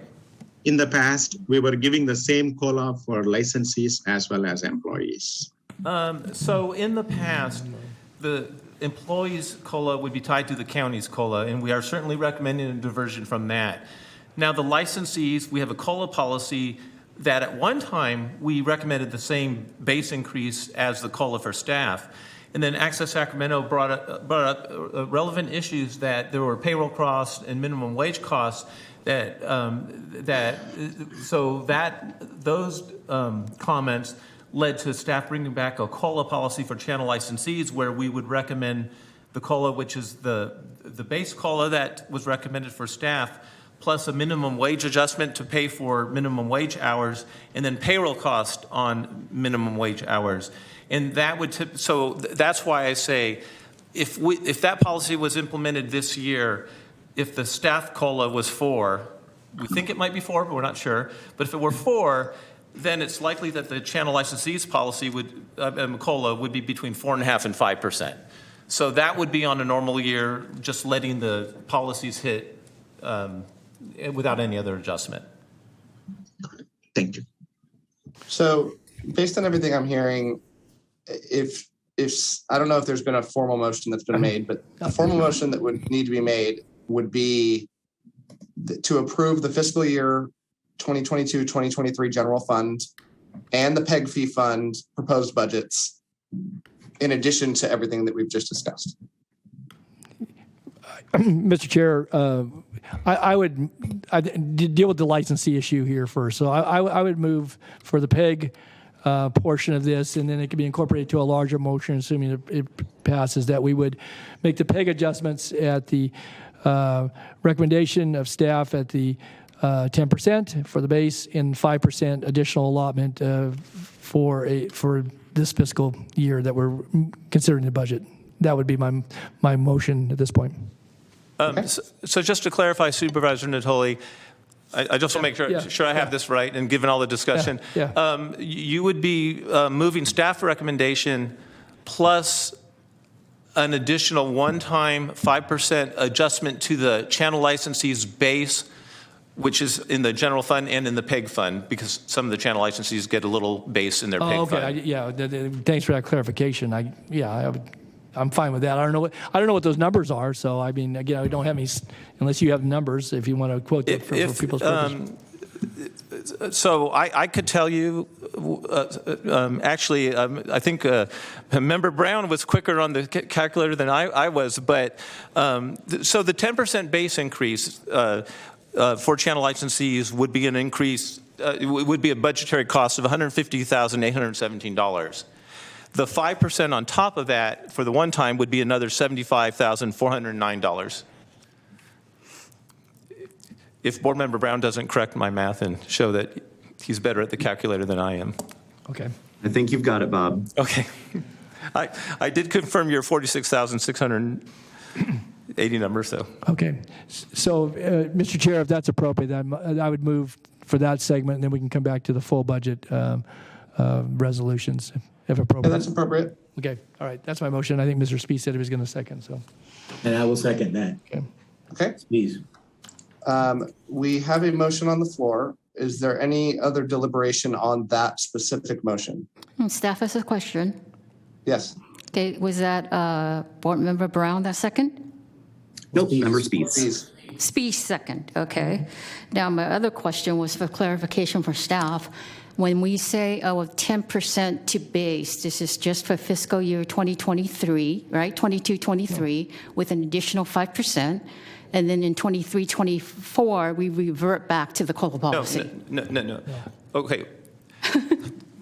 So let's just clarify, because this is important, because Well, yeah, when I'm crunching numbers, yes. Take the time. So when we're talking about the 10% increase in the base, whether it's a COLA, it's actually like a base adjustment. It's probably a better term than COLA, because it's more than cost of living.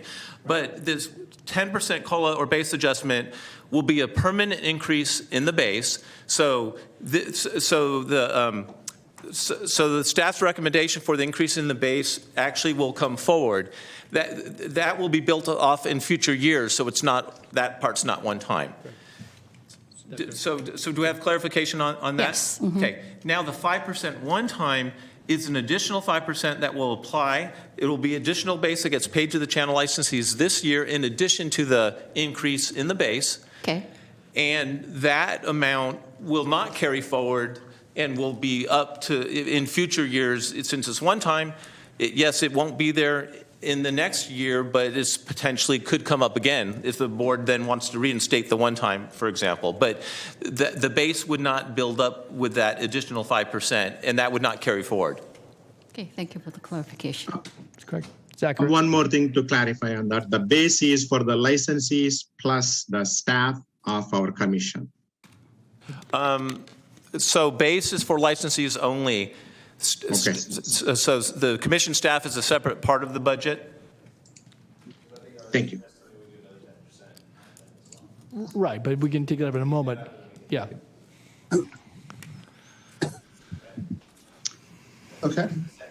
Are there any other comments on the motion that's on the floor? I have a question. Yes. Is there any timeline when this would come back to them, to the board, or is it 10%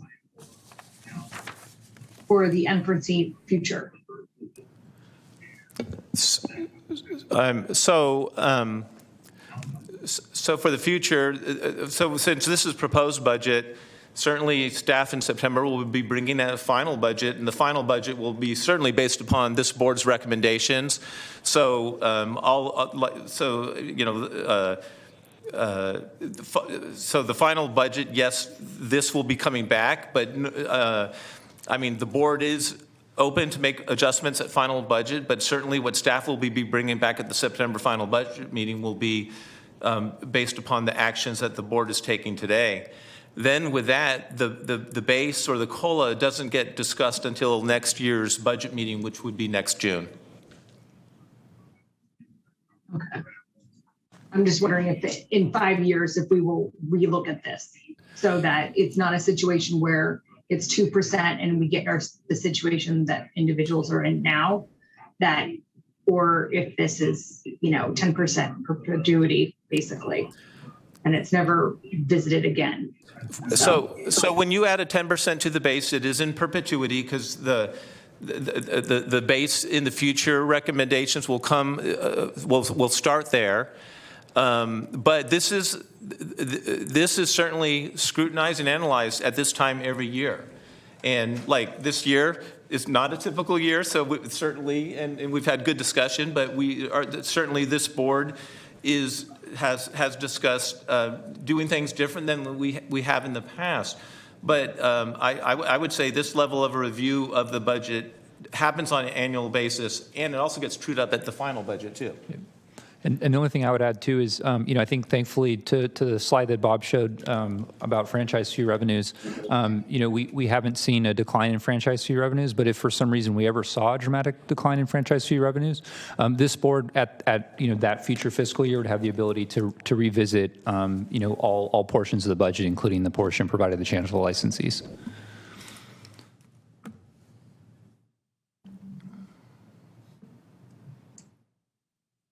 Okay. Is there any other discussion? All right, then we have a motion on the floor by Member Natoli and a second by Member Spies. Clerk, would you please take the roll? Yes, Chair Hedges, and I think that we should probably read into the record Member Brown's comment via chat so that it is a part of the record. Yes. Okay. Okay, so this is from Member Brown. If we allocate the requested additional $46,682 to Access Sacramento, we would remove the following revenue from our members: Citrus Heights, $2,520. Elk Grove, $5,200. Folsom, $2,502. Galt, $747. Rancho Cordova, $2,380. Sacramento, $15,344. Sacramento County, $17,897. And that concludes the. There we Excellent. go. Okay.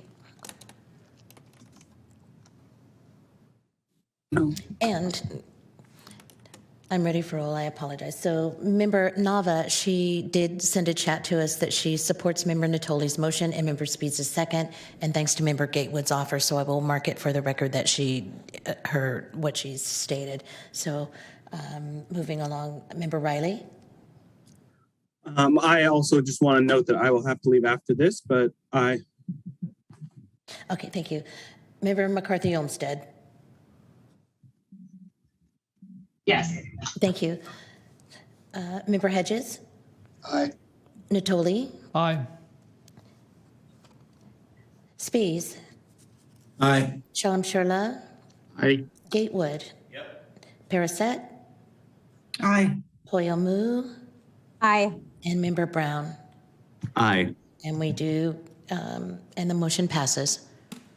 Wonderful. That was fun. All right.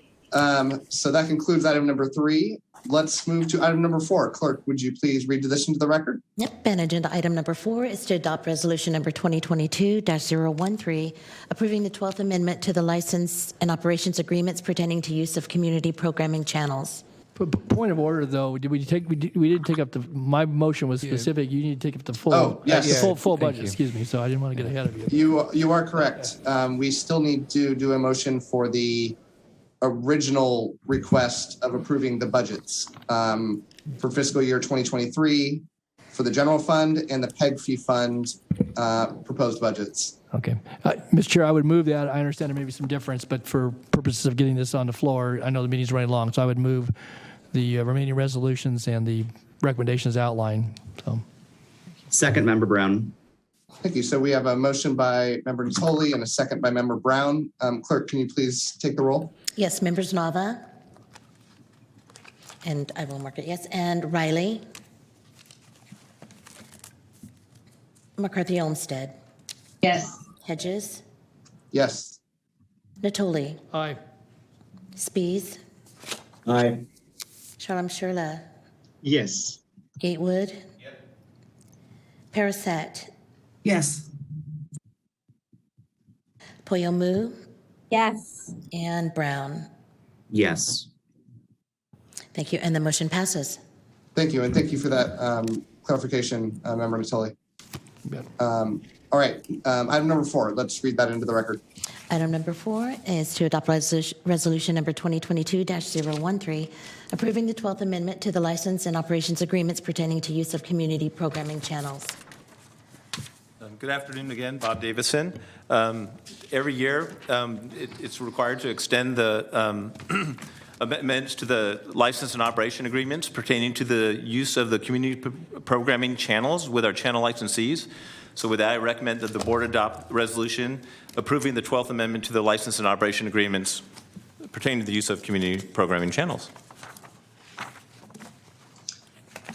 Thank you. I'd like to open up the public comment. Clerk, are there any comments? And we do not have any public comments on this item. All right, public comment closed.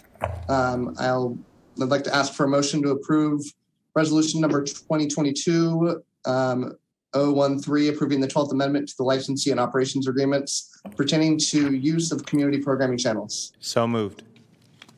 Second, Spees. So we have a motion by Member Gatewood, a second by Member Spees. Clerk, will you please take the roll? And so Member Nava's absent. I apologize. Member Riley.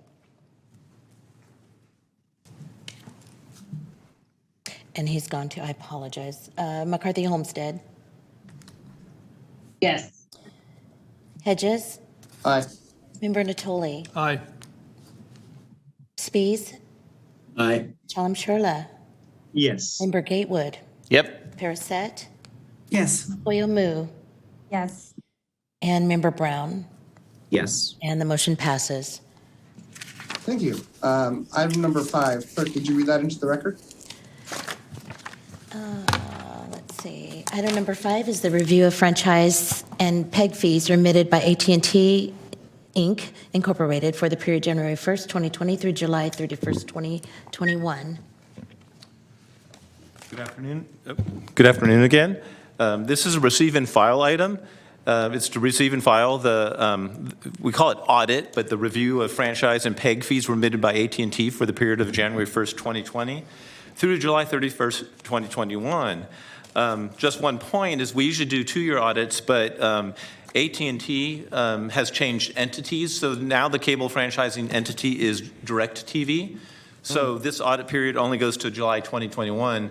There will be a supplemental audit or a secondary audit that is performed on DirecTV, but at this time, that explains why it's not a full 2-year period. With that, there were findings in the audit, and the findings showed that total underpayment by AT&T was $18,936. And I would like to thank AT&T because we already apprised them of this, and they have already paid this amount. So with that, I recommend that you receive and file this review of franchise and PEG fees remitted. Thank you. Clerk, are there any public comments on this? Nope, no public comments on this item. All right, we will close and we will receive and file the franchise and PEG fees remitted by AT&T for the period of January 1st, 2020 through July 31st, 2021. Do we need a motion on this, staff? Motion's not required, Chair. Thank you. Okay, then let's move to item number 6. And Clerk, will you read this into the record? absolutely. Item number 6 is a second amendment to Atrium 916 agreement. Okay, good afternoon again. Also, there is some information that was provided by Atrium 916 that I'll ask staff to put up while I'm talking. But this is just a receive and file item, and it's a status update on the Atrium 916 contract. As your board remembers, a $100,000 grant was approved in 2020 for Atrium 916 to work with local creative and artists to prepare several vignettes content that could be shown on Metro Cable 14, Access Sacramento, and KVIE, for example. And then in 2021, we amended that agreement. Shara, who's with Atrium, Shara Lane, she provided a pivot in the program. They were finding that the content that they were receiving from the creatives, like more iPhone-based, was not broadcast quality. So instead of doing 100 smaller productions, they focused on bringing in on more artists to work on a smaller amount of video production content. So with that, and I believe I reported in a previous meeting that I was going to execute an amendment to that contract. That amendment was executed, and they were able to provide the pivot on this project. So with that,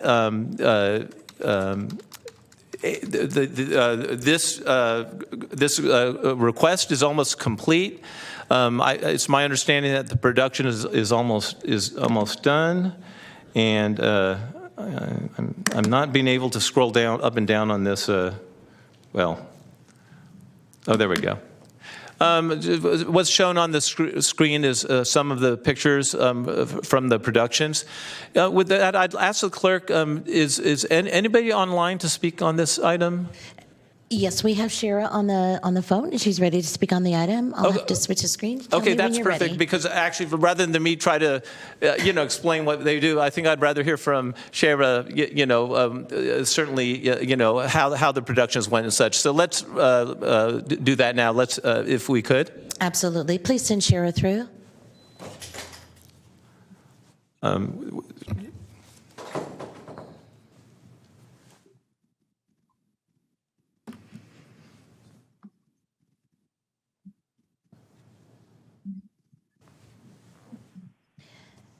Hi, Shira. This is Lydia with the Clerk of the Board's office, and you are on the line in chambers. Go ahead, please. Oh, thank you so much. I wasn't able to hear the last couple of minutes of the meeting, so hopefully I'm not repeating anything. I just wanted to say thank you. Oh, are there questions? No, there are no Okay. questions, Shira. Okay, I'll just go briefly over what we did. We received a bunch of submissions, and they weren't up to quality for broadcasting. So we learned that there's a gap in production level skills, and so we decided to pivot with this program. And we're really excited that we did because we were really able to produce a better quality product and also educate a bunch of people. So if you look at the report that we submitted on the second page, there are a few behind the scenes images from production training. That's page 2 of the report. You will see how we worked with a bunch of local creatives. We worked with over 104 local creatives, teaching them how to work on lighting and camera. And these are 4K cameras. I do apologize, my kid's in the background. And then if you look at page 3 of our report, after every shooting day, we had 12 shooting days. And after every shooting day, we actually had a Zoom meeting with all the talent. And we worked on if they had any questions on the set, because really one of the best ways to learn is being on set. And one of the best ways they can get their next job is being on set and learning from other people, getting to meet other filmmakers, and that's how they get their next gig. So while we were doing these Zoom meetings, they would tell us what they were looking to do, where they'd like to expand. We always recommended that they go and utilize Access Sacramento, because Access Sacramento is such a wonderful thing that we have here in Sacramento. And so a lot of people didn't know about Access Sacramento, and we're really excited to learn that this is something that they can utilize. The last day of filming, we had a get together for everybody to meet in person from all the 6 episodes that we filmed. Right now we are currently in post-production. I just got like the first draft of our first episode, which is really exciting. So we're working on that. On the next page, we have over 104 local creatives that we have employed. We were supposed to get 100. We worked with over 104 local creatives, and we were able to get additional funding through Smudge, through the Shine Grant for this project. And that is what really enabled us to hire some more professional people to help teach the other creatives. On the last page of the report, there is what I like to call a scattergram, where I plotted on a map all the addresses of all the people that we did hire, just so you could see that they were scattered throughout the county, that they were not, that was a concern. I know originally that didn't want everybody only coming from Sacramento City, so I wanted to show that we have all over the county. And we really, the feedback that we got from a lot of the creatives were that they learned a lot. It was also a green set, which means that it was a very zero waste set. We educated on how to do zero waste, how to be eco-friendly, and everybody was so appreciative on the openness on everybody on set, and that they learned so much. And we hope that they'll be able to take the lessons that they learned, even the professionals that were on set. It was a lot of them the first time that they were on a green production set. So that's the end of my report. I'm happy to take questions if anybody has them. Just a comment, Shira, this is Sarah. I think you've done a great job. I've really enjoyed following it on Instagram. I've seen a lot of the posts, and it's just very exciting stuff. I can't wait to see the final product. Yay! Thank you so much for everybody here for supporting and allowing us to do this pivot. I think this pivot was just so good for our local creatives. It was so good. And it will produce something that we'll all be really proud of. And I really think we'll all be very proud of this project. So thank you. So I'm hoping at the next meeting we'll be able to show, samples of the work that was done. Absolutely. Yes, we should have some sample work ready to go. Okay. With that, I recommend that the board receive and file the Second Amendment to the professional service agreement with Atrium 916 in the staff report. Thank you. Are there any public comments, clerk, besides the one we just had? And nope, there are no further public comments. Great. Any comments from board members? Seeing none, we will receive and file the Second Amendment to the Atrium 916 agreement. Item number 7, clerk, can you read this into the record? Item number 7 is to adopt resolution number 2022-014, approving a revised fixed assets disposal policy for the Sacramento Metropolitan Cable Television Commission. Good afternoon again. So this comes back to when at a previous board meeting there was discussion. I think Supervisor Natoli maybe brought up the issue of, can we have a donation policy with our disposal policy? So if we're disposing of fixed assets, but they can be used by others in the community, nonprofits and such, that we put that into our process so that we're not just throwing things away that maybe somebody else can use. So with that, we have come back with a revised fixed asset disposal policy for the commission. The revised policy provides an opportunity for the channel licensees, IT staff of local agencies, nonprofit organizations, local public schools, charter and private schools, and small businesses to claim unused and obsolete equipment for disposal. This equipment will be posted on the Commission's website and distributed to interested parties on a first-come, first basis. And recipients cannot accept equipment and then sell it, okay? So it's not for resale. And any unclaimed equipment will be disposed of with the normal surplus procedures. With that, I recommend that the board adopt the resolution approving the revised fixed asset disposal policy for the commission. Thank you, Bob. Are there any public comments on this issue? No, there are no public comments. Is there any board deliberation that needs to be done? If not, Seeing Mr. none, Chair, I'll ask. Oh, go ahead. Yeah, I'd move. I was going to say, Mr. Chair, I'd move the item. So great. Second. Thanks. to Second, staff. Member Brown. Okay, so we have a motion by Member Natoli, a second by Member Brown. Clerk, can you please read this and take the roll? Yes, one moment, please. I believe Member Gatewood chimed in before Member Brown, but is that okay? Okay, I just wanted to check procedure. It's I apologize. fine. It's not okay at all. Okay. Cut him off. Okay. All yours, Member Gatewood. All right, and so Member Novice. Member Riley, and I apologize, Member Riley is gone as well, so is Vanessa McCarthy Olmsted. So we'll start off with Member Hedges. Aye. And Natoli. Aye. Spees. Aye. Shalom Sherla. Aye. Gatewood. Yes. Paraset. Yes. Toyo Mu. Yes. And Member Brown. Yes. And the motion passes. Thank you. So let's move to item number 8. Clerk, can you read this into the record? Yes, item number 8 is the election of chair for the commission board for fiscal year 2022 through 23. And I typically leave this to the board to elect the chair and vice chair for fiscal year 22-23. Awesome. Mr. Chair, Member Natoli, again, Mr. Gatewood's in the rotation. You've been gracious enough to have done this for 2 years, done a very good job of getting the commission through the COVID years.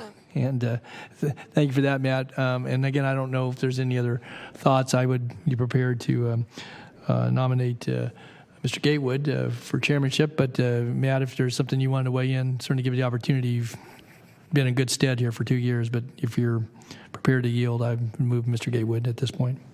Yeah, I'm fine with anything that the commission decides.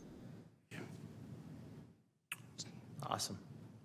Okay, so I would Given that, I'm happy to second. Second. And was that Member Spees on the second? It was. Thank you. I think I got right in front of YK real quick. YK third. Okay. He's my buddy. Okay. And I'm going to bring down my false background. Just kidding. So does, and I get confused between some of the boards here. Is it typically where we rotate between city, county, or is that a? Long ago, we tried to come up with rotation, and the board would never buy that staff recommendation.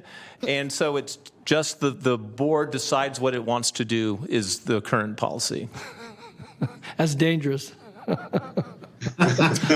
What, you're going to leave us to our own devices? We do provide information on who's been chair and vice chair in the past. So if you want to look through the staff material, you can certainly see if, what entities have had representation as chair and vice chair. Right.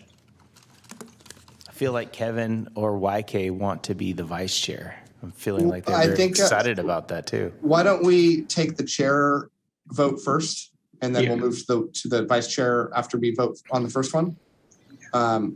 So there's been a motion for Member Gatewood to become the chair for the fiscal year 2022-2023. I believe that was a motion by Member Natoli. Who was the second on that? Member Spees. So let's go ahead and take a vote on that, clerk. Okay, members Hedges, Yes. Natoli, Aye. Spees, Aye. Shalom Sherla, Aye. Gatewood, Yes. Paraset, Yes. Koyomu, Yes. and Brown. Yes. And the motion carries. Great. So I'll entertain a discussion on vice chair. All right. YK, you want to be a cable nerd like me? Join us. Yep. If the group, has consensus, I love to learn and lead. How about that? If that's a motion, I'll second it for Member Shalom Sherla. All right. Is there any discussion on the motion? Okay, clerk, can you please take roll? Yes, members Hedges, Yes. Natoli, Aye. Spees, Aye. Shalom Sherla. Yeah, I support YK. Yes. Okay. So did you ask him? I love that. Oh, that's good stuff. Member Gatewood, Yes. Paraset, Yes. Koyomu. Yes, sorry. Thank you. Yes. That's okay. Thank you. And Brown. And enthusiastically, yes. Okay, and the motion carries. I've only seen one time someone denied themselves, and that was on the library commission. They're like, "No, I won't." Right. I thought it was hilarious. They still got voted on. Chairman Hedges, I wanted to thank you, but you did 6 years in the trenches. You were 4 years as vice chair, I think filled in from time to time, and then the last 2 years. And thank you, Matt. You've been very good in your conduct of the meetings and appreciated your leadership. So, and of course. Congratulations to the colleagues, Mr. Gatewood and YK both. So, thanks. So I believe I should turn this over to Member Gatewood now. I'd run it through. All right. You guys are going to suffer. I believe typically we do that at the next meeting, Yeah, but just run it through. whatever the board wants. Oh, yeah. Go ahead, finish up. Yeah. You got to finish strong. Got this. You're all in for it now. I'm a lame duck. So let's move to item number 9. Clerk, can you read this into the record? Item number 9 is the general administration report. Okay, Bob Davison again here with the general administration report. And I do want to thank Chair Hedges. He's been a great chair to work with, so I appreciate the past several years working with you. With that, I'll get to our report. First of all, we have a couple of legislative items, and then I'll turn it over to Josh Nelson to discuss with the board. Thanks, Bob. So the first is AB 2635. This would have required the PEG channels to be carried in the high definition format. Unfortunately, this bill did not make it through the assembly floor, so it doesn't look like it's going to move this year. But we'll keep our eye on it just in case it does or a successor bill in the future is introduced. For some better news, AB 2748, this would be an update to DIVCA. And most importantly, it would make 2 changes.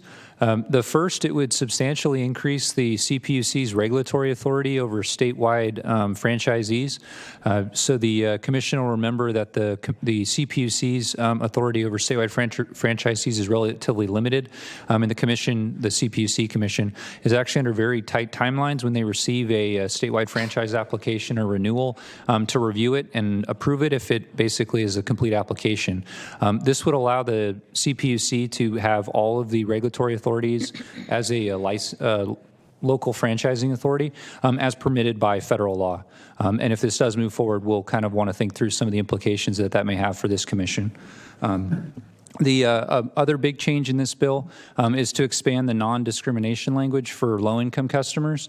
So DIVCA currently includes some pretty complicated rules for large telephone companies on how they can meet the standards for ensuring they're not discriminating against low-income areas when rolling out service. That would remove that complicated analysis and just simply require all statewide franchisees to not discriminate based on low-income areas. So I think those edits, again, don't directly affect the commission, but would have potentially substantial indirect effects, and we'll watch that bill. It did pass through the Assembly and is now currently in the Senate committees. The other one I had, which is actually not listed on the list, but just very briefly, is H.R. 6219, which has been introduced into the House, and there's also a companion bill in the Senate. This bill would clarify that only monetary contributions are counted against the 5% cap against franchise fees. So it would effectively overturn the 621 order and all of the relevant cases that we had just talked about, and clarify that any in-kind contributions from licensees, whether those are INETs or PEG channel access, are not considered for purposes of the 5% franchise fee cap. This would be a significant win for the commission and for all local franchisees. It's very early in the process. The bill was just introduced, but we'll watch it closely and keep the commission updated as it moves forward. Thank you. And I just want to point out on that bill, Josh, that Senator Feinstein is a co-sponsor of that bill. And I believe Harriet Steiner and I went to San Francisco and met with Dianne Feinstein's staff. And after that meeting, she signed on to a previous similar bill that had been proposed before. So I believe that our interaction with Senator Feinstein has led to her being a co-sponsor to that legislation. Awesome. So we'll take that credit. Okay, so we'll move on. As the board knows, the board approved amendments and to the Joint Powers Agreement. And an amended and restated Joint Powers Agreement. The County of Sacramento on May 24th just approved that, so that's the first step in the amendment process. As you know, every member agency has to approve that, so we now have a template that we're going to turn around and starting next week, we're going to be contacting all the member agencies except for the county and request that they bring this item to their councils. And we have previously met with the staff, so they know this is coming. And so all the member agencies other than the county should be expecting to see this in the next couple months at their council meetings. As far as the part-time executive director recruitment, I'll give you an update. We did work with the County of Sacramento, and we did advertise the position through county directors to county management staff. I actually held a couple of information sharing meetings and probably had about 6 people show up to those meetings. With that, the cutoff for the executive director position was last Friday. And fortunately, but maybe unfortunately, we did receive 2 applications. And I say unfortunately, and just I would have hoped to have received more. And without, we certainly have discussed these applications with the executive director search subcommittee, And the feeling is that that candidates should be interviewed. So the next step in this is, I think we're going to set up interviews with the subcommittee and these candidates, and depending upon the results of those interviews will dictate how this process moves along further. Though today, I think. So what we expect is that we will conduct interviews hopefully in the next weeks. And with that, we don't want to wait until the commission meeting in September then to name a new executive director.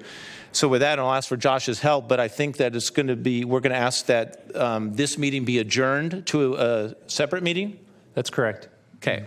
So we'll be asking that this meeting be adjourned to a separate meeting. And Karen Liu, I think, has 2 potential dates. Karen, is that correct? Yes, the 3rd and 4th Thursday in June.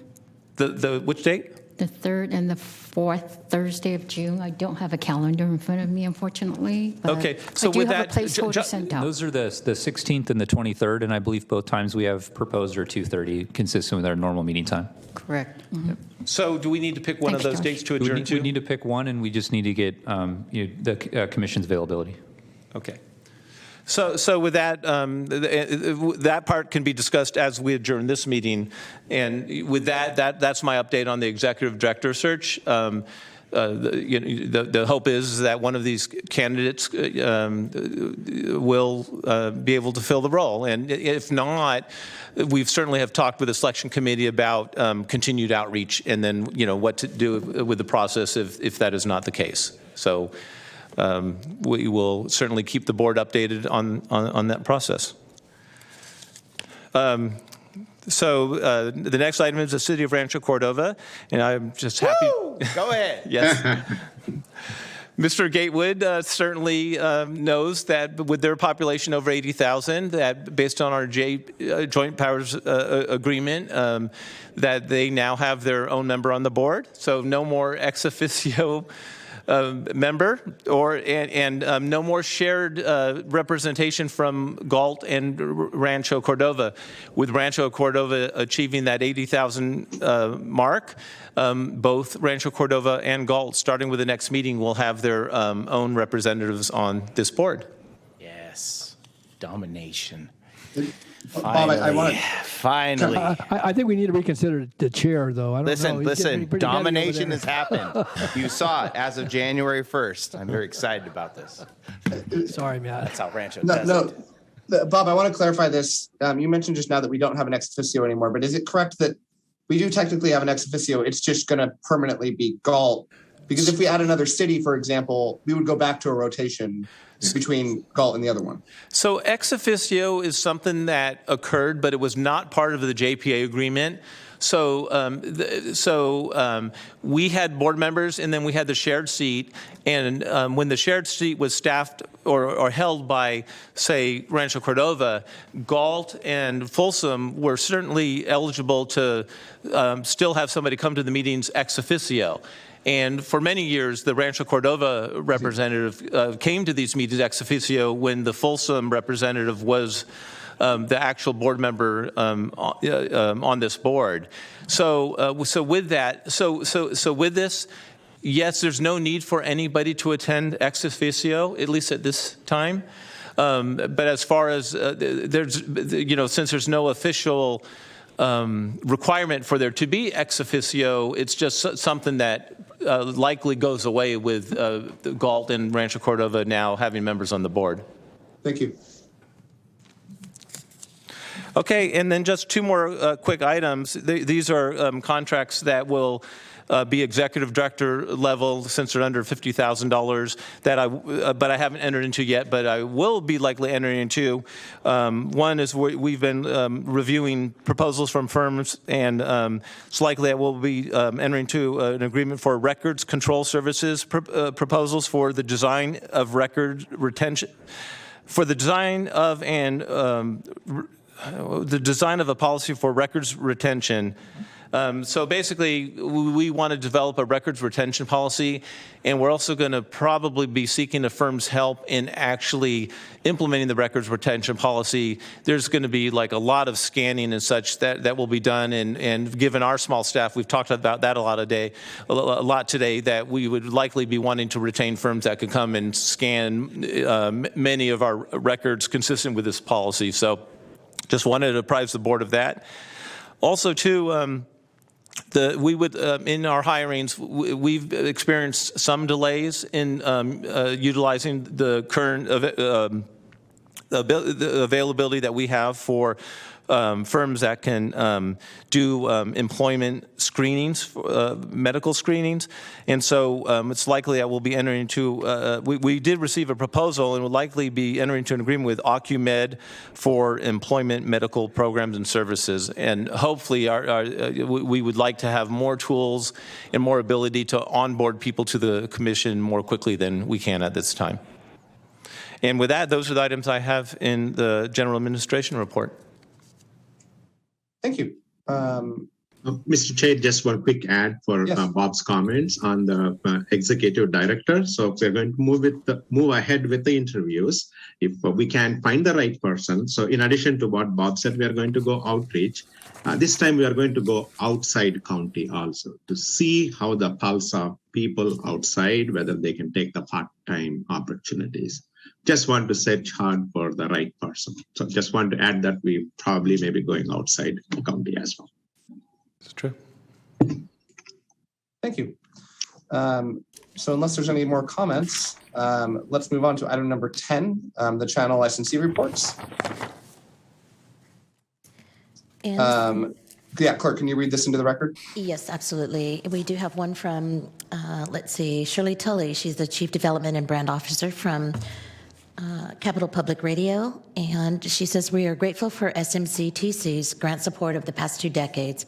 This steady funding helps Cap Radio provide relevant local content for the greater Sacramento region and beyond. It also allows us to provide 24-hour music programming, most of which is produced locally. Our anchor news program for NPR, such as Morning Edition and All Things Considered, are staffed by Cap Radio hosts and anchors, bringing local perspective to national news reports. Our live daily news talk show, Insight with Vicki Gonzalez, elevates diverse voices and local perspectives through conversations with leaders, experts, advocates, artists, and more. These are just a few examples of how the support of SMCTC has helped Cap Radio to grow, innovate, and become more responsive to our audience. The past year offered new and unprecedented challenges, which Cap Radio met head-on. In light of the ongoing global pandemic, we continue to adapt our COVID-19 policies and protocols, planning and implementing phased repopulation of our headquarters, and adjusting plans as needed as variants emerged and new spikes occurred. We mobilized to cover major news events, including the gubernatorial recall election, a record-setting wildfire season, Russia's invasion of Ukraine, and the mass shooting in downtown Sacramento. At the same time, we continue to develop enterprise reporting and original music programming. For example, we launched a new 7-part podcast called After the Assault, aimed at changing the conversation about sexual violence to better support survivors seeking healing and justice. We also launched the 6-part summer concert series, which united regional musicians hit hard by the pandemic with music lovers yearning to hear them perform both on air and online. In closing, we thank SMCTC for consistent annual support of our mission, allowing us to serve our audiences in deeper and more meaningful ways. And that concludes her report. Is there anyone in chambers or on the phone? And there is no one else on the phone or in chambers to make a report. Oh, I apologize. We do. Access and SEC. Okay, we do have access and others. SECC? Why don't you come on down to the podium and to make your, if you'd like to, yes, that would be a good time. Do you have the green slips? I'm sorry. Hi, Liz Rhodes again with SECC. Sorry. I'm gonna lower it just a little bit for you. Just don't raise it up. Down.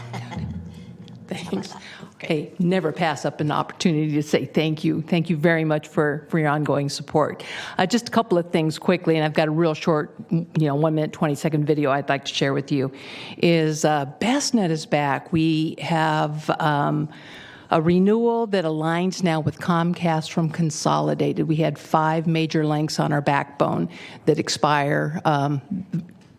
The original agreement expires this June. So we've reached an agreement with Consolidated in terms of aligning those links with Comcast. So now we're set through 2038. Awesome. The 2 big things I want to talk about kind of wrapped up this year. I mentioned earlier how important it was that we've learned a lot in these past 2 years, and we're huge believers in not throwing out the baby with the bathwater. So we're taking the best of the best and rolling it into something even more so. So graduations. As of today, we have aired 32 graduations and promotions, and we will end up mid-June by doing 50 of them this year. The beauty of it is that there are so many people now that get to participate and see their loved ones, friends, neighbors graduate when they weren't able to do it before because of time, geography. We have people as far away as Afghanistan that had actually watched some of these graduations, so we're very excited about that. The real exciting part is that this Saturday we're going to be doing a first, and that is the graduation from Del Campo High. We're going to be using some of the SIVA lab equipment and some of the high school students, and that's a model that we're trying to push forward, not just for graduations, but for a lot of live events because the students have the capability, the skill set, and they have the equipment thanks to you and to their districts. We've got a lot of support for it, a lot of nervousness from people going live. I know that out of the golden one, there was concerns about what some of the students would do. I'm happy to report that everything has been absolutely amazing. The students are excited. There's been nothing inappropriate, but that's what we expect from our Sacramento grads. So if you haven't seen any, go to our website. Everything is listed. You can even look at some of the previous ones. Very, very exciting. And then just, again, wanted to report on award night. Taking the best of the best. We did a live event this year, back in person. It was so exciting. We set records. We have the most number of entries, the most number of students, and the most number of schools participating. We also continued on with our Defining 2021 awards, which some of you participated in. That was very exciting because it recognized students with their productions with help from their families or their peers. So that community aspect that we started the previous year, we continued on this year.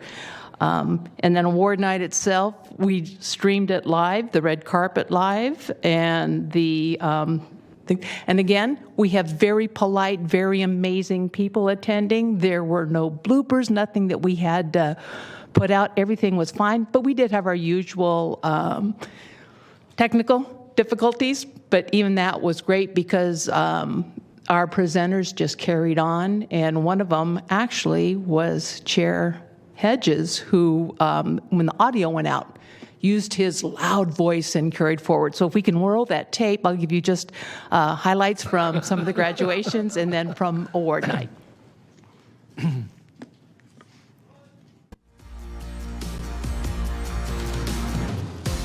We have done our best, and that is something to be proud of. So this is a bittersweet moment for me because I did not get enough time to know this amazing senior class. Graduates, this is a time that you end your high school journey and begin the rest of your life.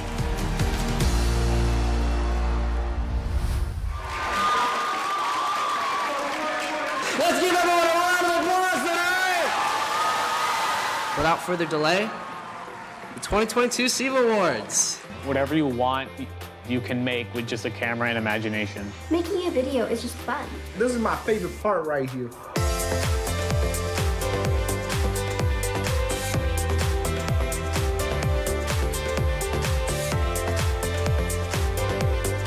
Man, I've had a crazy, amazing life. Now, we will demonstrate. Say hi to the viewers. Oh, hi, viewers.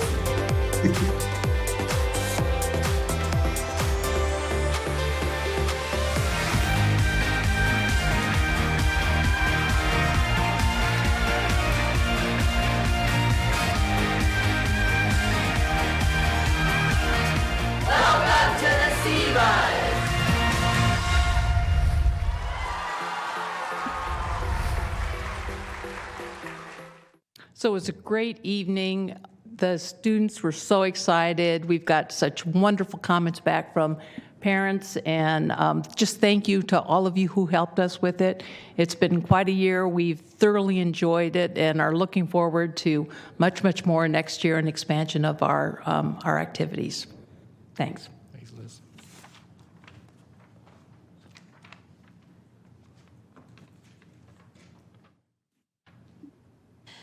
And Chair Hedges, we do have Donna Guerrero. She'd like to make an additional comment from Access Sacramento.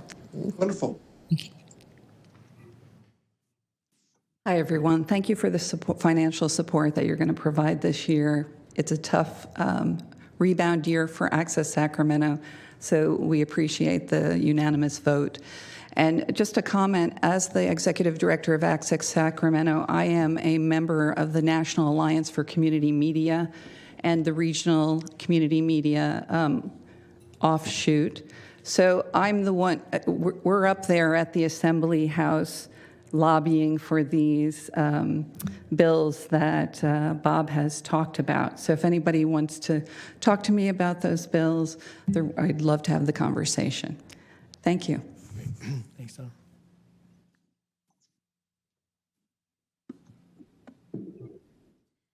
And I believe that concludes our public comment period, both in chambers and on the telephone lines. Wonderful. So let's move to item number 11, the state franchisee reports. Are there any state franchisees in attendance who are planning on speaking? No, there are none in attendance, and there are no public comments on the phone line. All right, let's go to item number 12, public comments on items not on the agenda. Clerk, are there any public comments queued up for that? There are no further public comments for the remainder of the agenda. Wonderful. So we are to adjournment. I will go ahead and adjourn this very long meeting, and I appreciate everybody's time and patience, and I hope you have a good rest of your evening. Chair, we do need to pick a date for the follow-up meeting on the executive director recruitment. I apologize. Okay. And as a reminder, and Karen, correct me, the two options are June 16th at 2:30 and June 23rd at 2:30. I believe it's June 23rd and June 30th at 2:30 p.m. Thank you, Karen. Mm-hmm. I'm good for June 23rd. Those both work for me. Yeah. Okay, quick question. Do we need to take a vote on that, Josh? We can adjourn by consensus, and it sounds like June 23rd at 2:30 is the Okay. time that'll work. Because I don't believe we have a quorum at this point if we needed to vote on it. And that's why we're comfortable moving, I'm Just- comfortable, by consensus adjourning Okay, to by consensus, great. June Thank you. 23rd at 2:30. All right, Thank thanks you, for Chair. clarification. Great. Thank you so much. All right, guys. Take care, everybody. Thank you all. Thank you all.